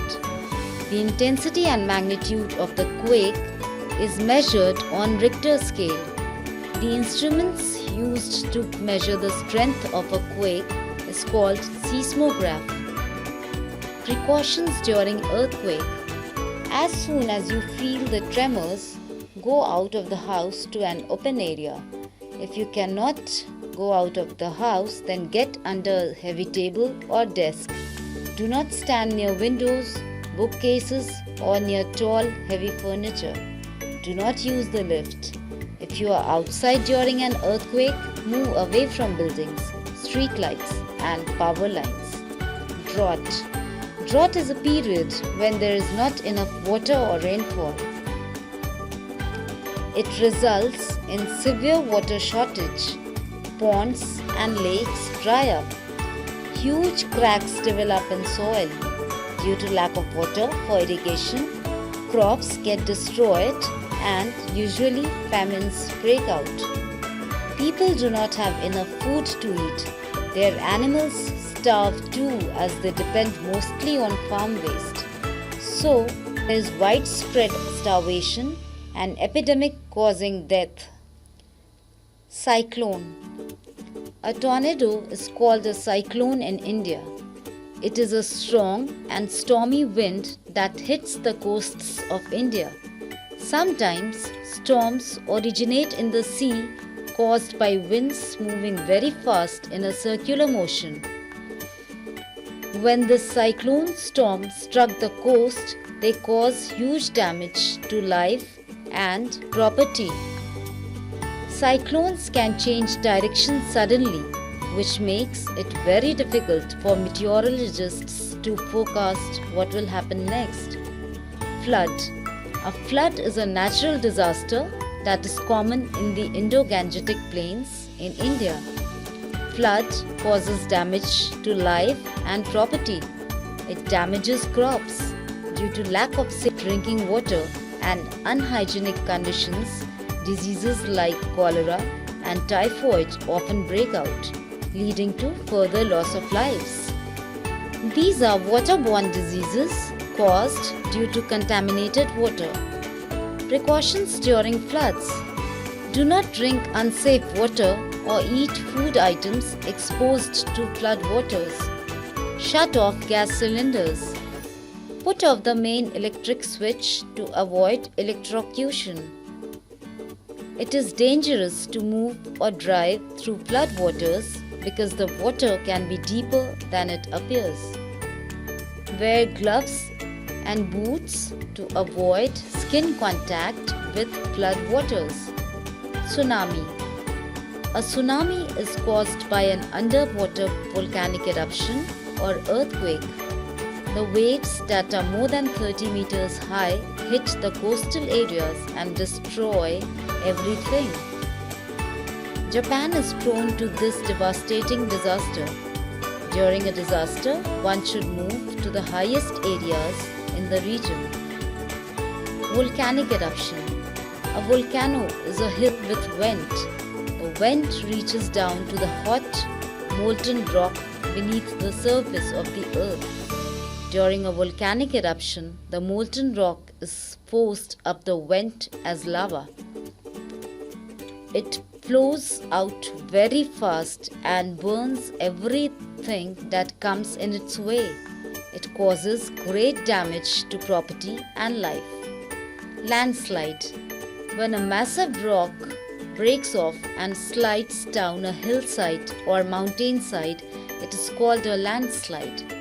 It destroys everything that comes in its path. Man-made causes of natural calamities. Cutting of trees, global warming, failure of rains, overgrazing and urbanization like building of houses and roads on hills are some man-made causes of natural calamities. Sport and health. The armed force and agencies like WHO, World Health Organization, and Red Cross play a major role in supporting and helping the people in refugee camps. They support them by providing money, food items, clothes, blankets, medicines, and other such essential things. Red Cross Society provides the affected people with all types of medical help. Many doctors and nurses look after the sick, wounded, and the affected people. Radio, television, and newspapers play an important role in helping the affected people. In their special reports and bulletins, they convey the messages of the affected people to their relatives living elsewhere. The telephone department provides emergency phone numbers and helpline services at relief camps during such times of crisis. People in India contribute generously to the Prime Minister's Relief Fund, PMO Fund, to provide help to the people who suffer during natural disasters. Unit 9, Our Safety. Chapter 15, Safety and First Aid. Time to think. Write down the contact address and telephone numbers of the following in the given space: family doctor, nearest hospital, ambulance service. An accident is an event which happens suddenly and damages something or injures someone. Accidents can occur anywhere on the road, in the house, at school, offices, and other places. Accidents often occur because of our carelessness. Although accidents can take place even after we take all precautions, they can be minimized by being alert and by taking precautions. First aid. Whenever an accident happens, the injured person must be given medical aid before doctor's arrival or victim to be hospitalized. This immediate medical help given to an injured or sick person before the arrival of a doctor is called first aid. It is very essential and can save the life of the injured person. It gives some relief from pain, such as in case of fracture. It prevents the injury from getting worse, such as in case of bleeding. It saves a life, such as in case of poisoning. We should keep a first aid kit at our home. The first aid kit should contain the following things: 1. Scissors or blade. 2. Antiseptic cream. 3. Cotton. 4. Dettol. 5. Bernol. 6. Bandages. 7. Thermometer. First aid box. In case of an accident, do not get frightened or panic. Have patience and keep calm. Do not crowd around the injured person. If the person is seriously injured, call the doctor immediately. Give first aid quickly. While giving first aid, use only sterilized things. In case of bleeding, wash your hands thoroughly before giving first aid to the injured person. This is because the germs from your dirty hands can enter through cuts and wounds, causing infection. Press the wound with a clean cotton pad. After some time, the bleeding will stop. Cover the wound with a clean bandage to keep flies and dust away. If it is a deep wound, wrap a tourniquet above the wound and take the patient to the doctor. The patient may need stitches or a tetanus injection. To stop bleeding, raise the wound above the level of the heart to slow the flow of blood of that area. When the bleeding stops, clean the wound and apply antiseptic cream and bandage firmly. In case of nose bleeding, bleeding from the nose occurs on hot summer days. Blood from the nose comes out when the walls of the blood vessels of the nose rupture. We should not get panic at that time. We should follow these things. For a nosebleed, sit on a chair with the head forward and pinch your nostril. Sit for about 10 minutes and breathe through your mouth. Apply an ice pack or a wet cloth on the nose. Nose may bleed because of too much heat. If bleeding is heavy, take him to the doctor immediately. In case of faint, if a person gets fainted or becomes unconscious, take him to fresh air. Loosen his clothes. Keep his head low. This will make extra blood to reach his brain.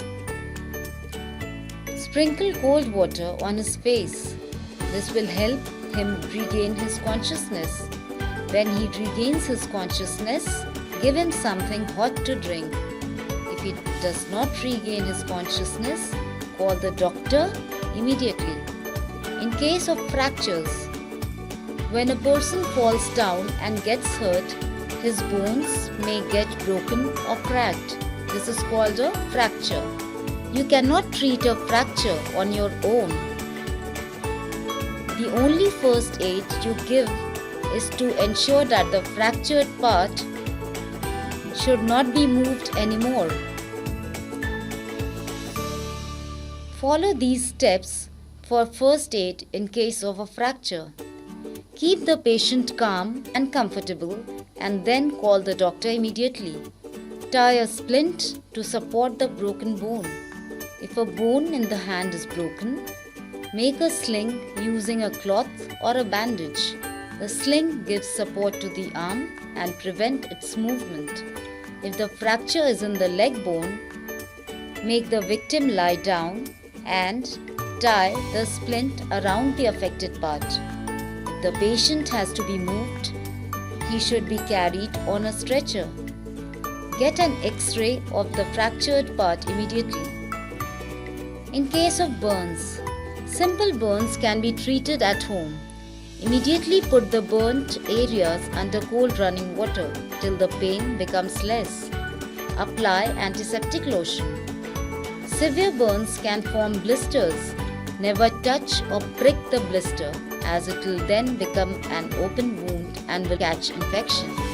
Gently cover the blister with a clean piece of cloth. Severe burns should be treated by a doctor. Chemical burns need to be treated by a doctor. Before the doctor arrives, wash the affected area with plenty of water and lightly cover it with a piece of cloth. In case of fire, if fire breaks out, you should take the following steps to control it. Remove the material which can catch fire. Pour water on the fire. Throw sand on the fire. Use a fire extinguisher to put out fire. If the fire is caused by electricity, turn the main switch off. If the fire seems to be out of control, call the fire brigade immediately. In case of animal bites, the saliva of animals like dogs, cats, monkeys, and wolves contain viruses of a very dangerous disease called rabies. When these animals bite someone, the viruses enter the victim's body through the animal's saliva. They cause rabies to the victim. So, it is very important to treat animal bites immediately. In case of animal bites, we should follow these things. Wash the bitten part with soap and water to wash away germs contained in the saliva. Apply an antiseptic on the wound. This would prevent infection.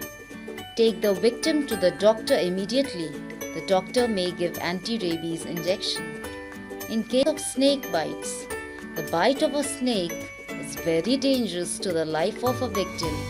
The bite of a snake may cause death because snake poison spreads very fast in the body through the blood and affects heart and the nervous system. We must take proper care when a person is bitten by a snake. In case of snake bite, we should follow these things. To avoid poison from spreading, tie a tight band or cloth a little above the bite to slow down the spread of poison. A cut half a centimeter wide should be made on the wound with a sharp knife, and the blood should be allowed to flow so that the poison comes out. The wound should be sucked and spit out so that the poisonous blood is removed. This has to be done several times by an expert only. Take the victim to the doctor immediately. The doctor may give anti-venom injections. In case of sprain, sometimes joints such as the ankle or the wrist can get twisted. The tissues around the twisted joint are damaged. The joint swells up and is very painful. Follow these steps for first aid. Rub ice on the swelling till it becomes less. Ointments such as Iodex or Relaxil can be lightly rubbed over the sprained joint 2 or 3 times a day. A crepe bandage can be wrapped around the strained joint to support the joint. A sprained joint should not be moved to make it heal faster. In case of dehydration, dehydration results due to the loss of salt and water in the body. Give the dehydrated person ORS, oral rehydration solution. It is prepared by dissolving a pinch of salt and 1 tablespoon of sugar in a glass of water. Chapter 16. Our Universe. Time to think. Make a neat and labeled diagram of the solar system in your scrapbook. We have always been fascinated by the moon, the sun, and stars in the sky. The universe includes the earth and all heavenly bodies in the space surrounding the earth. The universe includes everything that exists in the nature. Solar system. The sun is the nearest star to the earth. It is the main source of heat and light on the earth. There are 8 planets, including the Earth, which move around the Sun. Each planet moves around the Sun in its own path called an orbit. The 8 planets, according to their distances from the Sun, are Mercury, Venus, Earth, Mars, Jupiter, Saturn, Uranus, and Neptune. The solar system consists of the Sun, the 8 planets and their satellites or moons, and other heavenly bodies such as comets and asteroids. Asteroids are very small heavenly bodies made of rocks which revolve around the Sun, mainly between the orbits of Mars and Jupiter. Comet appears as a bright, glowing ball with a large glowing tail. The Moon. The Moon is the only natural satellite of the Earth. It revolves around the Earth in 27.32 days. It is our nearest neighbor in space. It is 3,84,400 km away from the Earth. It is the brightest object in the sky, next to the Sun. It has no light of its own. It shines because it reflects the sunlight. The surface of the Moon is very uneven. It is a dry and dusty place covered with grey dust, with plains, mountains, and craters. Craters are huge ditches which were formed when huge pieces called meteorites crashed on the Moon's surface. It has no air or water, hence no life exists on the Moon. Phases of the Moon. When viewed from the Earth, the Moon looks different at different times. These varying appearances are called phases. Sometimes the Moon looks like a full circle. At other times, it appears as only a thin slice or looks completely dark. However, the Moon's shape does not change. It just looks like this because it is away from the Earth. The Moon reflects light of the Sun. As the Moon orbits the Earth, the Sun shines on different parts of the Moon. This causes different parts to be visible from the Earth. Man on the Moon. Moon is our nearest neighbor in the sky. It has been studied more than any other things in the sky.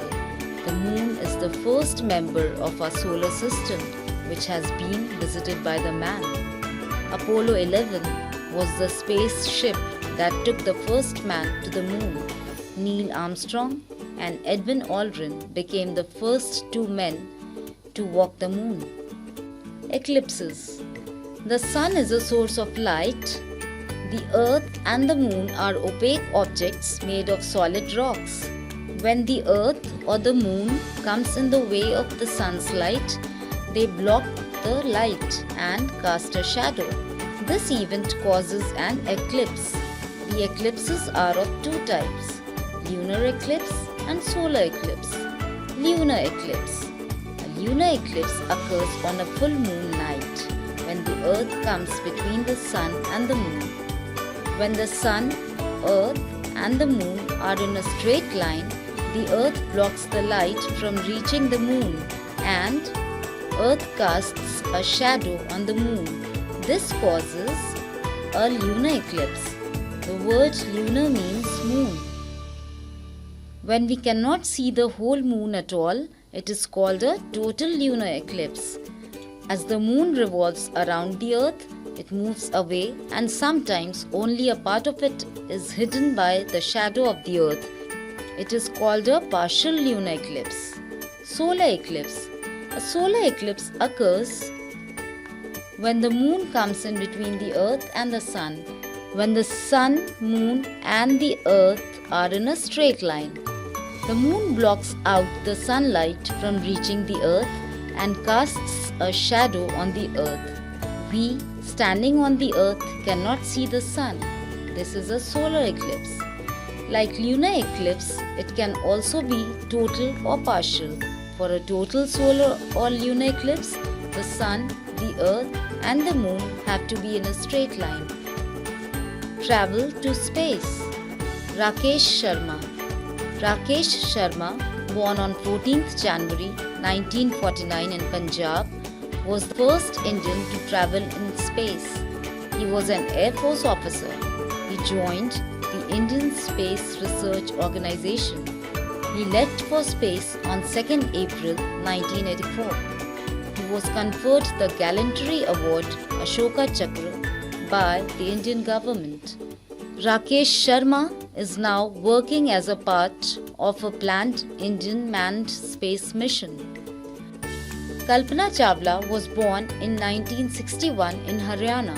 She joined NASA, National Aeronautics and Space Administration, in 1995 and was selected to be a part of her first space program in 1997 in Space Shuttle Columbia.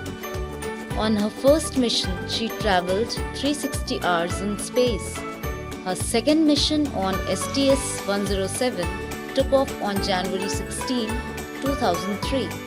On its return, as the space shuttle entered the Earth's atmosphere, it caught fire, killing all the crew members on board. Kalpana Chawla was India's first female astronaut. Unit 10, India, My Country. Chapter 17, Physical Features of India. Time to think. On an outlined map of India, mark all states and union territories with their names. India is a big and beautiful country. It is also known as Bharat, that is Hindustan. It is big in both area and population. The area of our country is 32,87,263 square kilometers. It is the 7th largest country in the world and the second most populated country. The first one is China. India lies to the north of the equator between 8 degrees 4 minutes and 37 degrees 6 minutes north latitude and 68 degrees 7 minutes and 97 degrees 25 minutes east longitude. It is bounded on the southwest by the Arabian Sea and on the southeast by the Bay of Bengal. On the north, northeast and northwest lie the Himalayan ranges. The southern tip, Kanyakumari, is washed by the Indian Ocean. India measures 3,214 km from north to south and 2,933 km from east to west. It has a land frontier of 15,200 km and a coastline of 7,516.5 km. Andaman and Nicobar Islands in the Bay of Bengal and Lakshadweep Islands in the Arabian Sea are parts of the Indian territory. India shares its political borders with Pakistan on the west and Bangladesh and Myanmar, Burma on the east. The northern boundary consists of Sikkim and a province of China, Tibet, Nepal and Bhutan. India has many different types of land surfaces like mountains, plains, deserts, rivers, forests, lakes, islands, oceans, valleys, etc. Thus, it can be divided into 6 regions, namely the Northern Mountains, the Northern Plains, the Great Indian Desert, the Southern Plateau, the Coastal Plains, the island groups of India. 1. The Northern Mountains. The northern part of India has a high wall of mountains. These are referred to as the Northern Mountains or the Himalayas. Himalayas means abode of ice and snow. The Himalayas stretches from the Karakoram range in Jammu and Kashmir to Arunachal Pradesh. The Himalayas are the highest mountain range in the world. Mount Everest in the Himalayas is the highest peak, 8,848 meters in the world. It is situated in Nepal. Kanchenjunga and Nanda Devi are two of the highest peaks in India. Mount Godwin Austen, also known as K2, 8611 meters, is the highest mountain peak in India and second highest in the world. The Himalayan range is divided into three parallel ranges: A. The Great Himalayas or the Himadri, B. The Lesser Himalayas or the Himachal, C. The Lower Himalayas or the Shivalik. 2. The Northern Plains. The Northern Plains stretch from Punjab in the west to Assam in the east.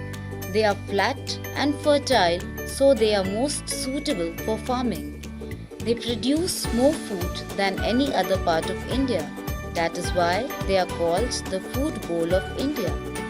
The Satluj, Ganga, and Brahmaputra are some important rivers. They divide the northern plains into three parts. A. Satluj Basin. The western part of the northern plains is called the Satluj Basin. Punjab and Haryana lie in this basin. It does not get much rainfall, so canals and tube wells are used for irrigation. Wheat, cotton, barley, sugarcane, rice and gram are some important crops grown here. This basin is very hot in summer and very cold in winter. Dry winds blow in summer. B. Ganga Basin. The Ganga Basin lies to the east of the Satluj Basin. It stretches from Uttaranchal to West Bengal. The Ganga and Yamuna are the main rivers. This basin has a lot of rain. It is very hot in summer and very cold in winter. Wheat, sugarcane and rice are the major crops grown here. C. Brahmaputra Basin. The eastern part of the northern plains is called the Brahmaputra Basin. It gets a very heavy rainfall. Rice and jute are the main crops grown here. On hill slopes, tea is grown in large quantities. 3. The Great Indian Desert. The Great Indian Desert lies to the southwest of the northern plains. It stretches from the Aravalli Hills to the boundary of Pakistan. It is also known as the Thar Desert. This region has a very little rain, so one can hardly see any vegetation here. Water is very scarce in this region, so it is not suitable for farming. The camel is the chief means of transport. It is called the ship of the desert because it can walk easily over the sand. The Southern Plateau. The Southern Plateau lies to the south of the northern plains. It covers a very large area of our country. Its both edges have hills. The hills in the east are called the Eastern Ghats and in the west are called the Western Ghats. The Western Ghats are higher than the Eastern Ghats. Most of the land surface is rocky and uneven. The color of the soil varies from place to place. The main rivers of this region are the Chambal, Betwa, Son, Narmada, Tapti, Mahanadi, Godavari, Krishna and Kaveri. The rivers are rain-fed, so they do not flow throughout the year. This region is rich in minerals like coal, iron, gold, manganese, mica, etc. Kolar gold mines in Karnataka are very famous. The Nilgiri hills are the highest in this region. The soil of this region is suitable for growing tea, coffee, rubber, tobacco, peanut and cotton. 5. The coastal plains. A mass of land surrounded by water on three sides is called a peninsula. India has a long coastline on both its eastern and western sides. The land which lies between the sea and the mountain ranges is called the coastal plains. These coastal plains are found between Western Ghats and the Arabian Sea on the west coast and Eastern Ghats and the Bay of Bengal on the east coast. Both these coastal plains meet at Kanyakumari. The western coastline begins in Gujarat and ends at the southern tip of India. The climate along this coast causes heavy rainfall. Agriculture and dairy are the main occupations in the states of eastern coastal plains.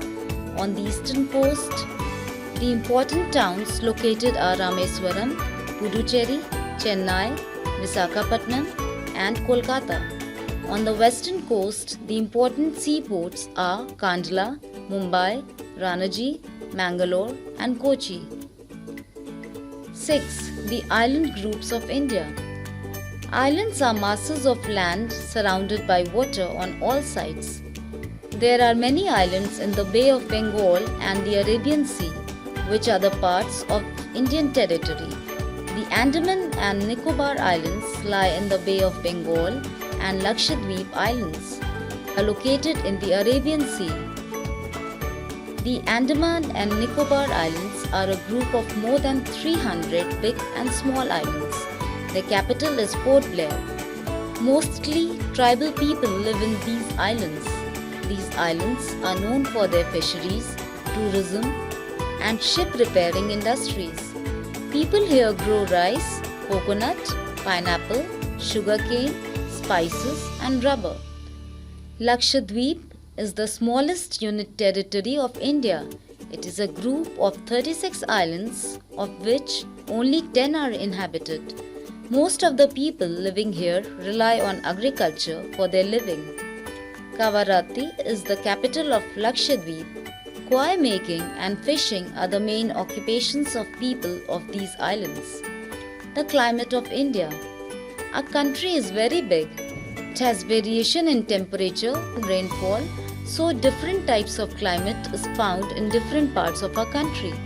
Some parts have hot summers and cold winters, while some parts have the same type of climate throughout the year. Some parts receive too much rain while others hardly get any rain. The northern plains and central parts of India experience an extreme type of climate.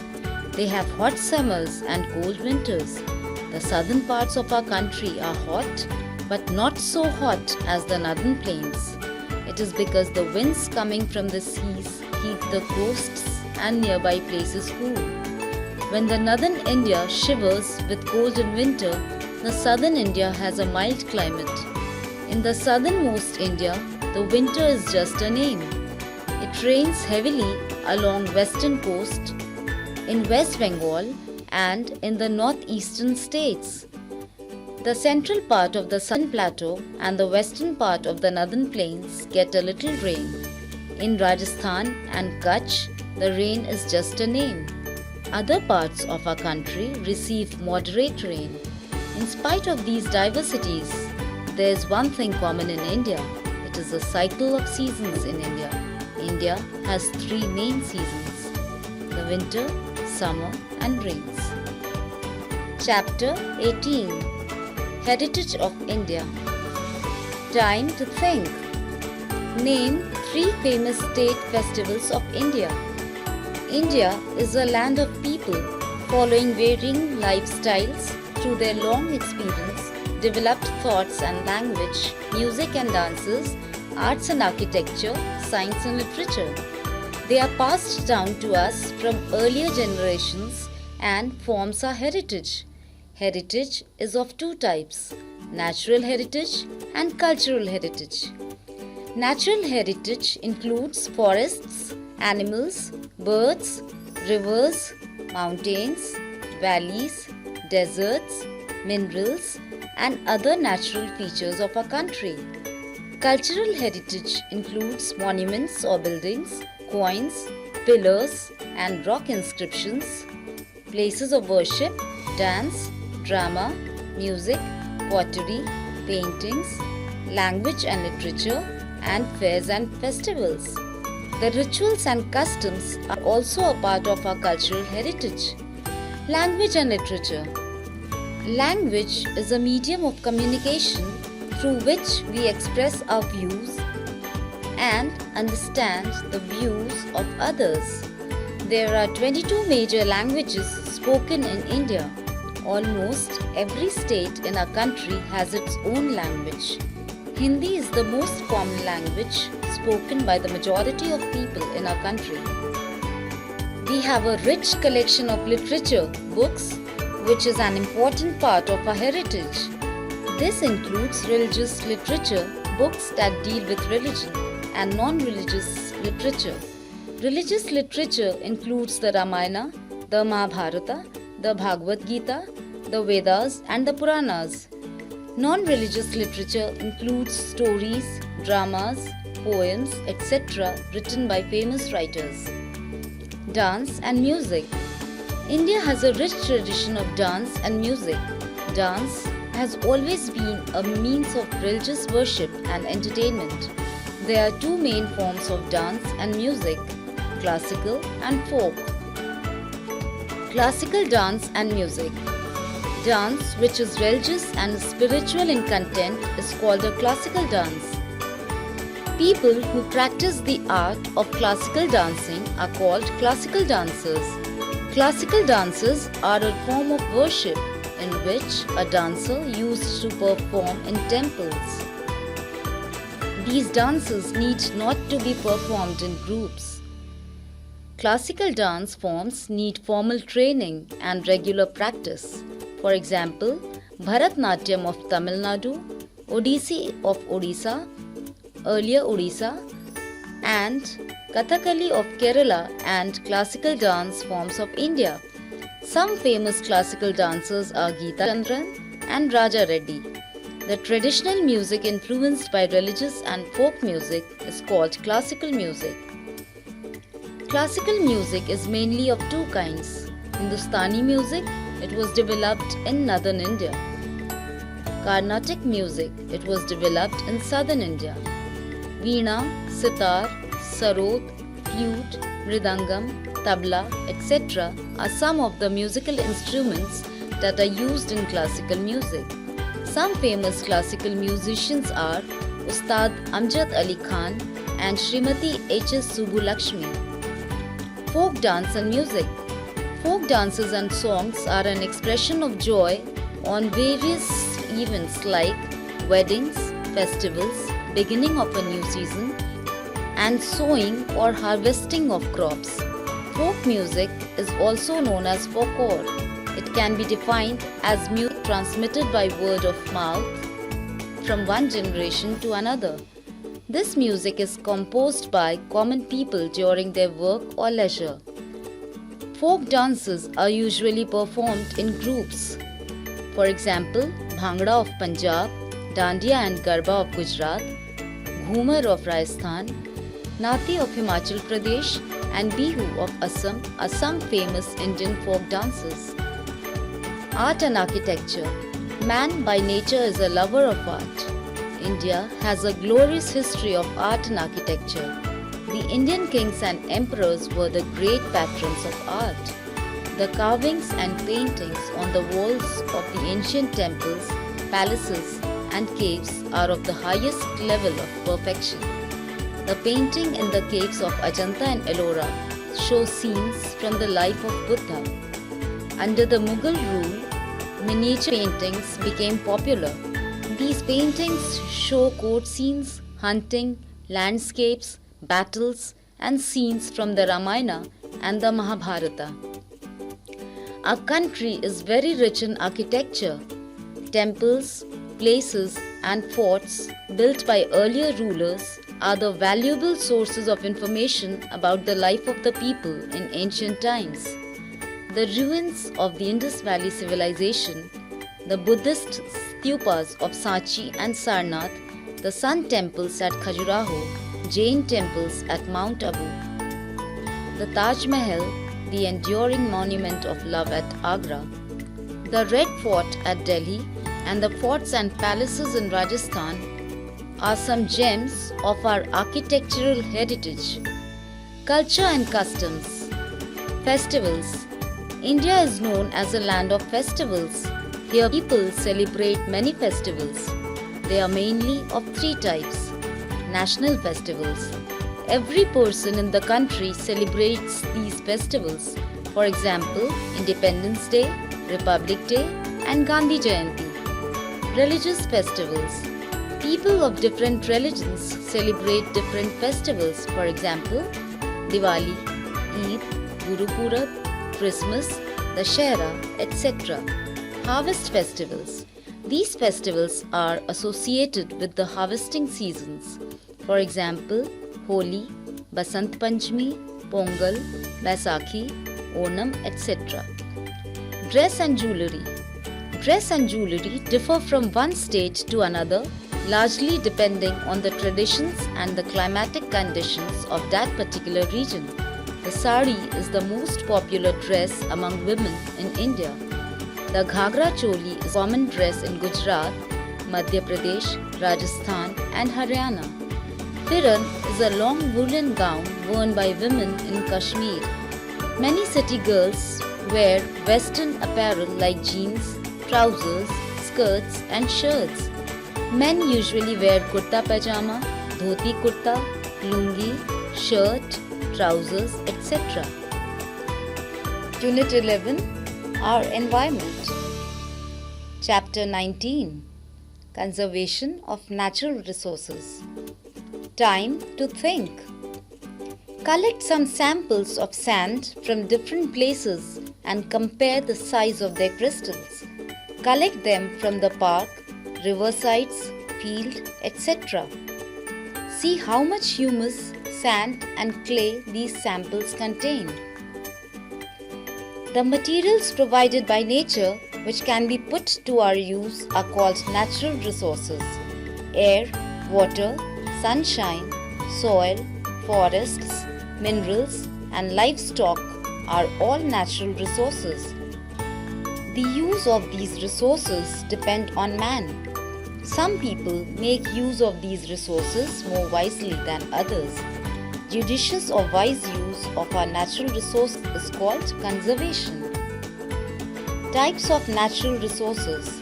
There are mainly two types of natural resources. A.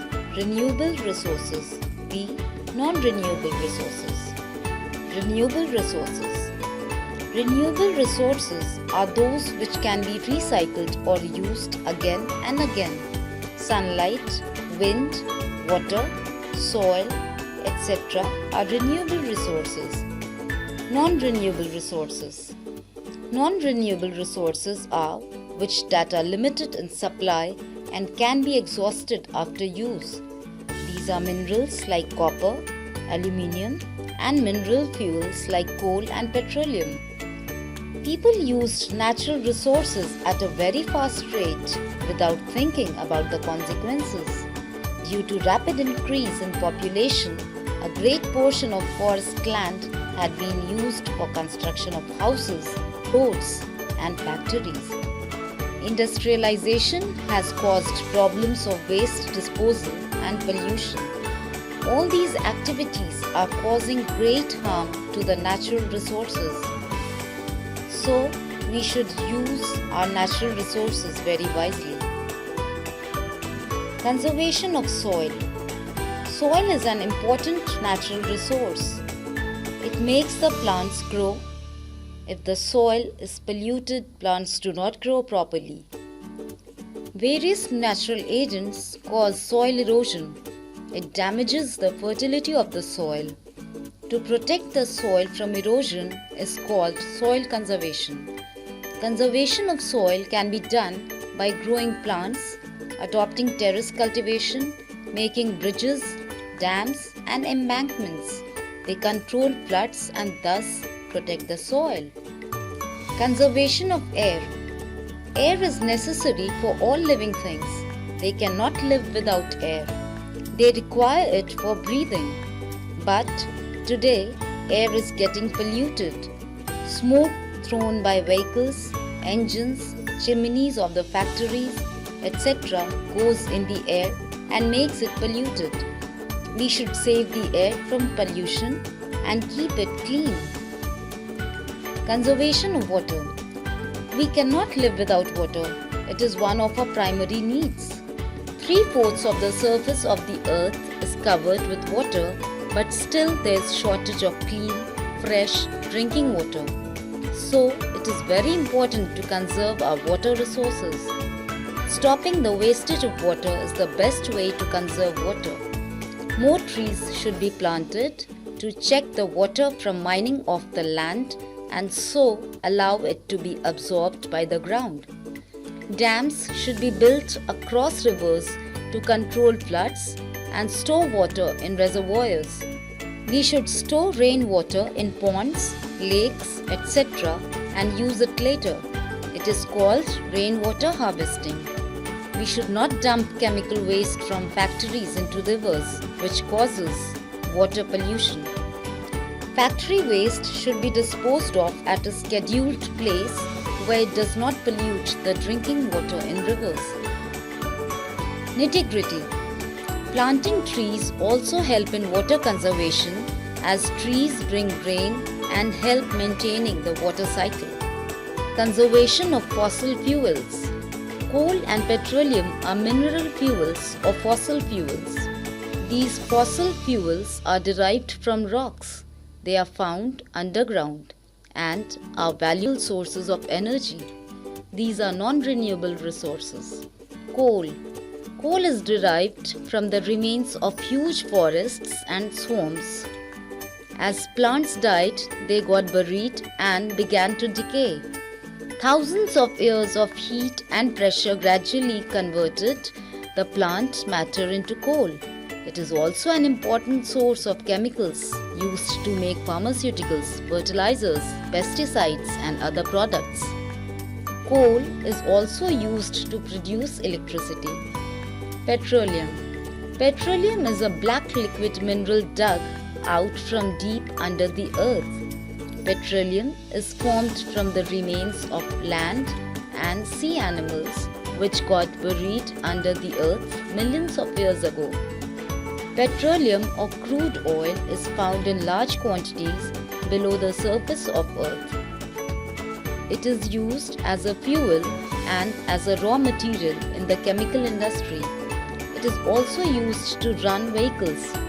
We should use these minerals carefully and not waste them. To save these minerals, it is also necessary to depend more and more on solar energy that will never get used up. Conservation of minerals. Iron, zinc, aluminium, gypsum, etc. are minerals. They are very useful for us. Man has used them very rapidly. Most of our minerals are now left in small quantities. So, we must be very careful in using minerals. Recycling of metallic articles can be helpful in conservation of minerals. In recycling, used metallic articles are collected and metals in them are recovered. Then, recovered metal is used in making new articles. Conservation of forests. Cutting down of forests is called deforestation. Deforestation causes soil erosion and the land becomes infertile. Landslides and floods are common in deforested areas. The climate becomes warmer. Animals lose their homes when we cut down forests. Man is bound to cut trees to fulfill his needs. Our country does not have enough forests to meet the increasing need of the people for timber and firewood. We must make a balance between cutting the trees and planting new trees. We should plant trees on a large scale. Trees should be protected from diseases and pests. Animals should be stopped from overgrazing. Forest fires should be controlled quickly and effectively. To increase the green cover in our country, trees are being planted through social forestry and Van Mahotsavs. Van Mahotsav is celebrated every year during the monsoons when thousands of school children participate and plant trees every year. In any conservation effort, the participation of the people is very important. The Chipko movement was a mass movement to save forests. It was called Chipko because the people of the villages in Uttarakhand refused to allow the trees to be cut down by hugging them. Chapter 20. Pollution. Time to think. Paste pictures of 3 types of pollution in the space given below. What is pollution? Pollution refers to any undesirable change which takes place in the physical, chemical, or biological characteristics of any realm of the earth, air, water, and soil which is capable of causing harm to living things as well as non-living things. So, pollution can be natural or man-made. Natural pollution occurs from volcanic eruption, emission of natural gas, soil erosion, UV radiation, cosmic rays, dust storms, forest fires, etc. Man-made pollution occurs from burning of fossil fuels, deforestation, mining, sewage waste, industrial effluents, and use of synthetic fertilizers and pesticides. Pollutants. The agents that pollute the environment are termed as pollutants. These are generally waste products or byproducts of human activities, sometimes even created by nature itself. Pollutants are categorized into two types: non-biodegradable pollutants.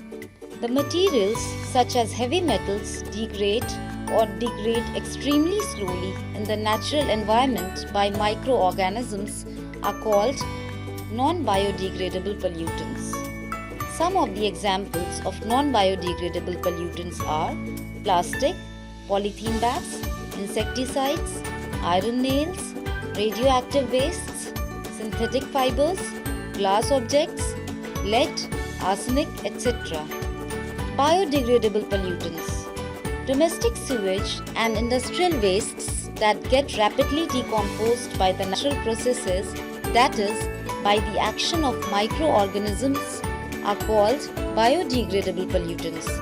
Some examples of non-biodegradable pollutants are domestic waste products, garbage, urine and facial matter, sewage, agricultural residues, papers, wood, cloth, cattle dung, compost, animal bones, leather, tea leaves, etc.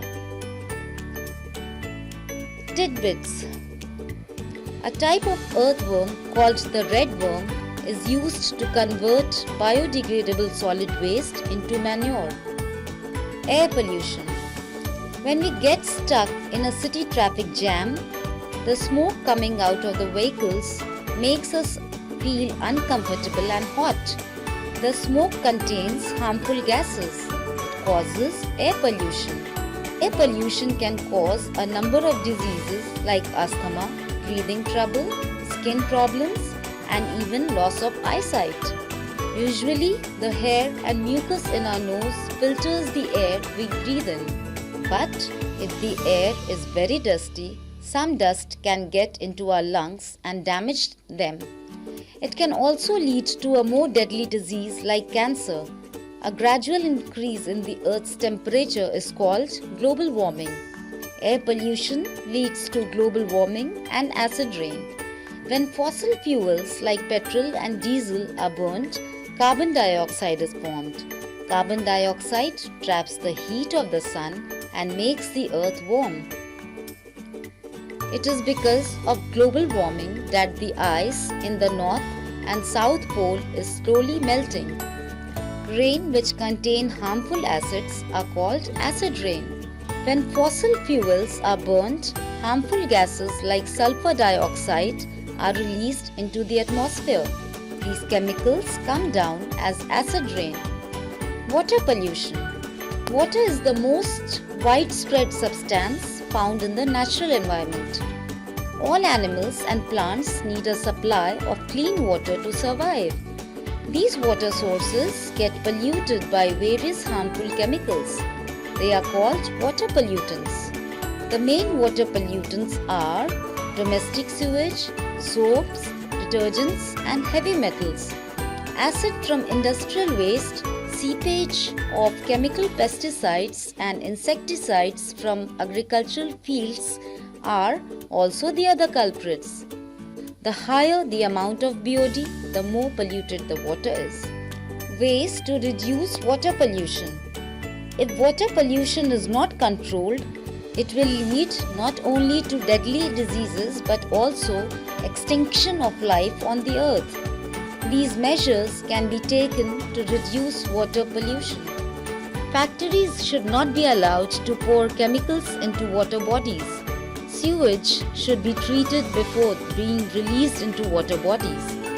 Use natural fertilizers of crops instead of chemical fertilizers and pesticides. Nitty-gritty. Water pollution can be measured in terms of BOD, biological oxygen demand. Noise pollution. Noise is a loud and unpleasant sound. We get irritated by the sound coming from machines, motor horns and loudspeakers. Modern towns and cities are very noisy places. While traveling in a city, we can hear the horn of vehicles. When noise causes headaches and upsets people, it is known as noise pollution. Some sources of noise pollution are given below. The constant number of the traffic, the sound of machinery, the sounds of alarms and sirens, the high-pitched sound of aircrafts, loudspeakers, firecrackers. Noise pollution can damage our ears. It irritates our brain and can cause serious illnesses like high blood pressure and even permanent deafness. Extreme noise pollution can even result in death. Ways to reduce noise pollution. We should take 3 measures to reduce noise pollution. Don't blow the horn of a vehicle uselessly. Keep the volume of the music we listen to and the television low. Use loudspeakers only within the limited time and volumes. Today, pollution is a serious problem which needs to be tackled immediately. We should all be aware that we need to reduce, reuse and recycle as much as possible to lessen the pressure on our limited resources and on our planet. Land pollution. Like air and water, soil is also a precious resource, but excessive use of chemicals in farms, mineral exploration and dumping of industrial and urban wastes have led to the degradation of soil. Causes of land pollution. Dumping of household and industrial wastes in the soil.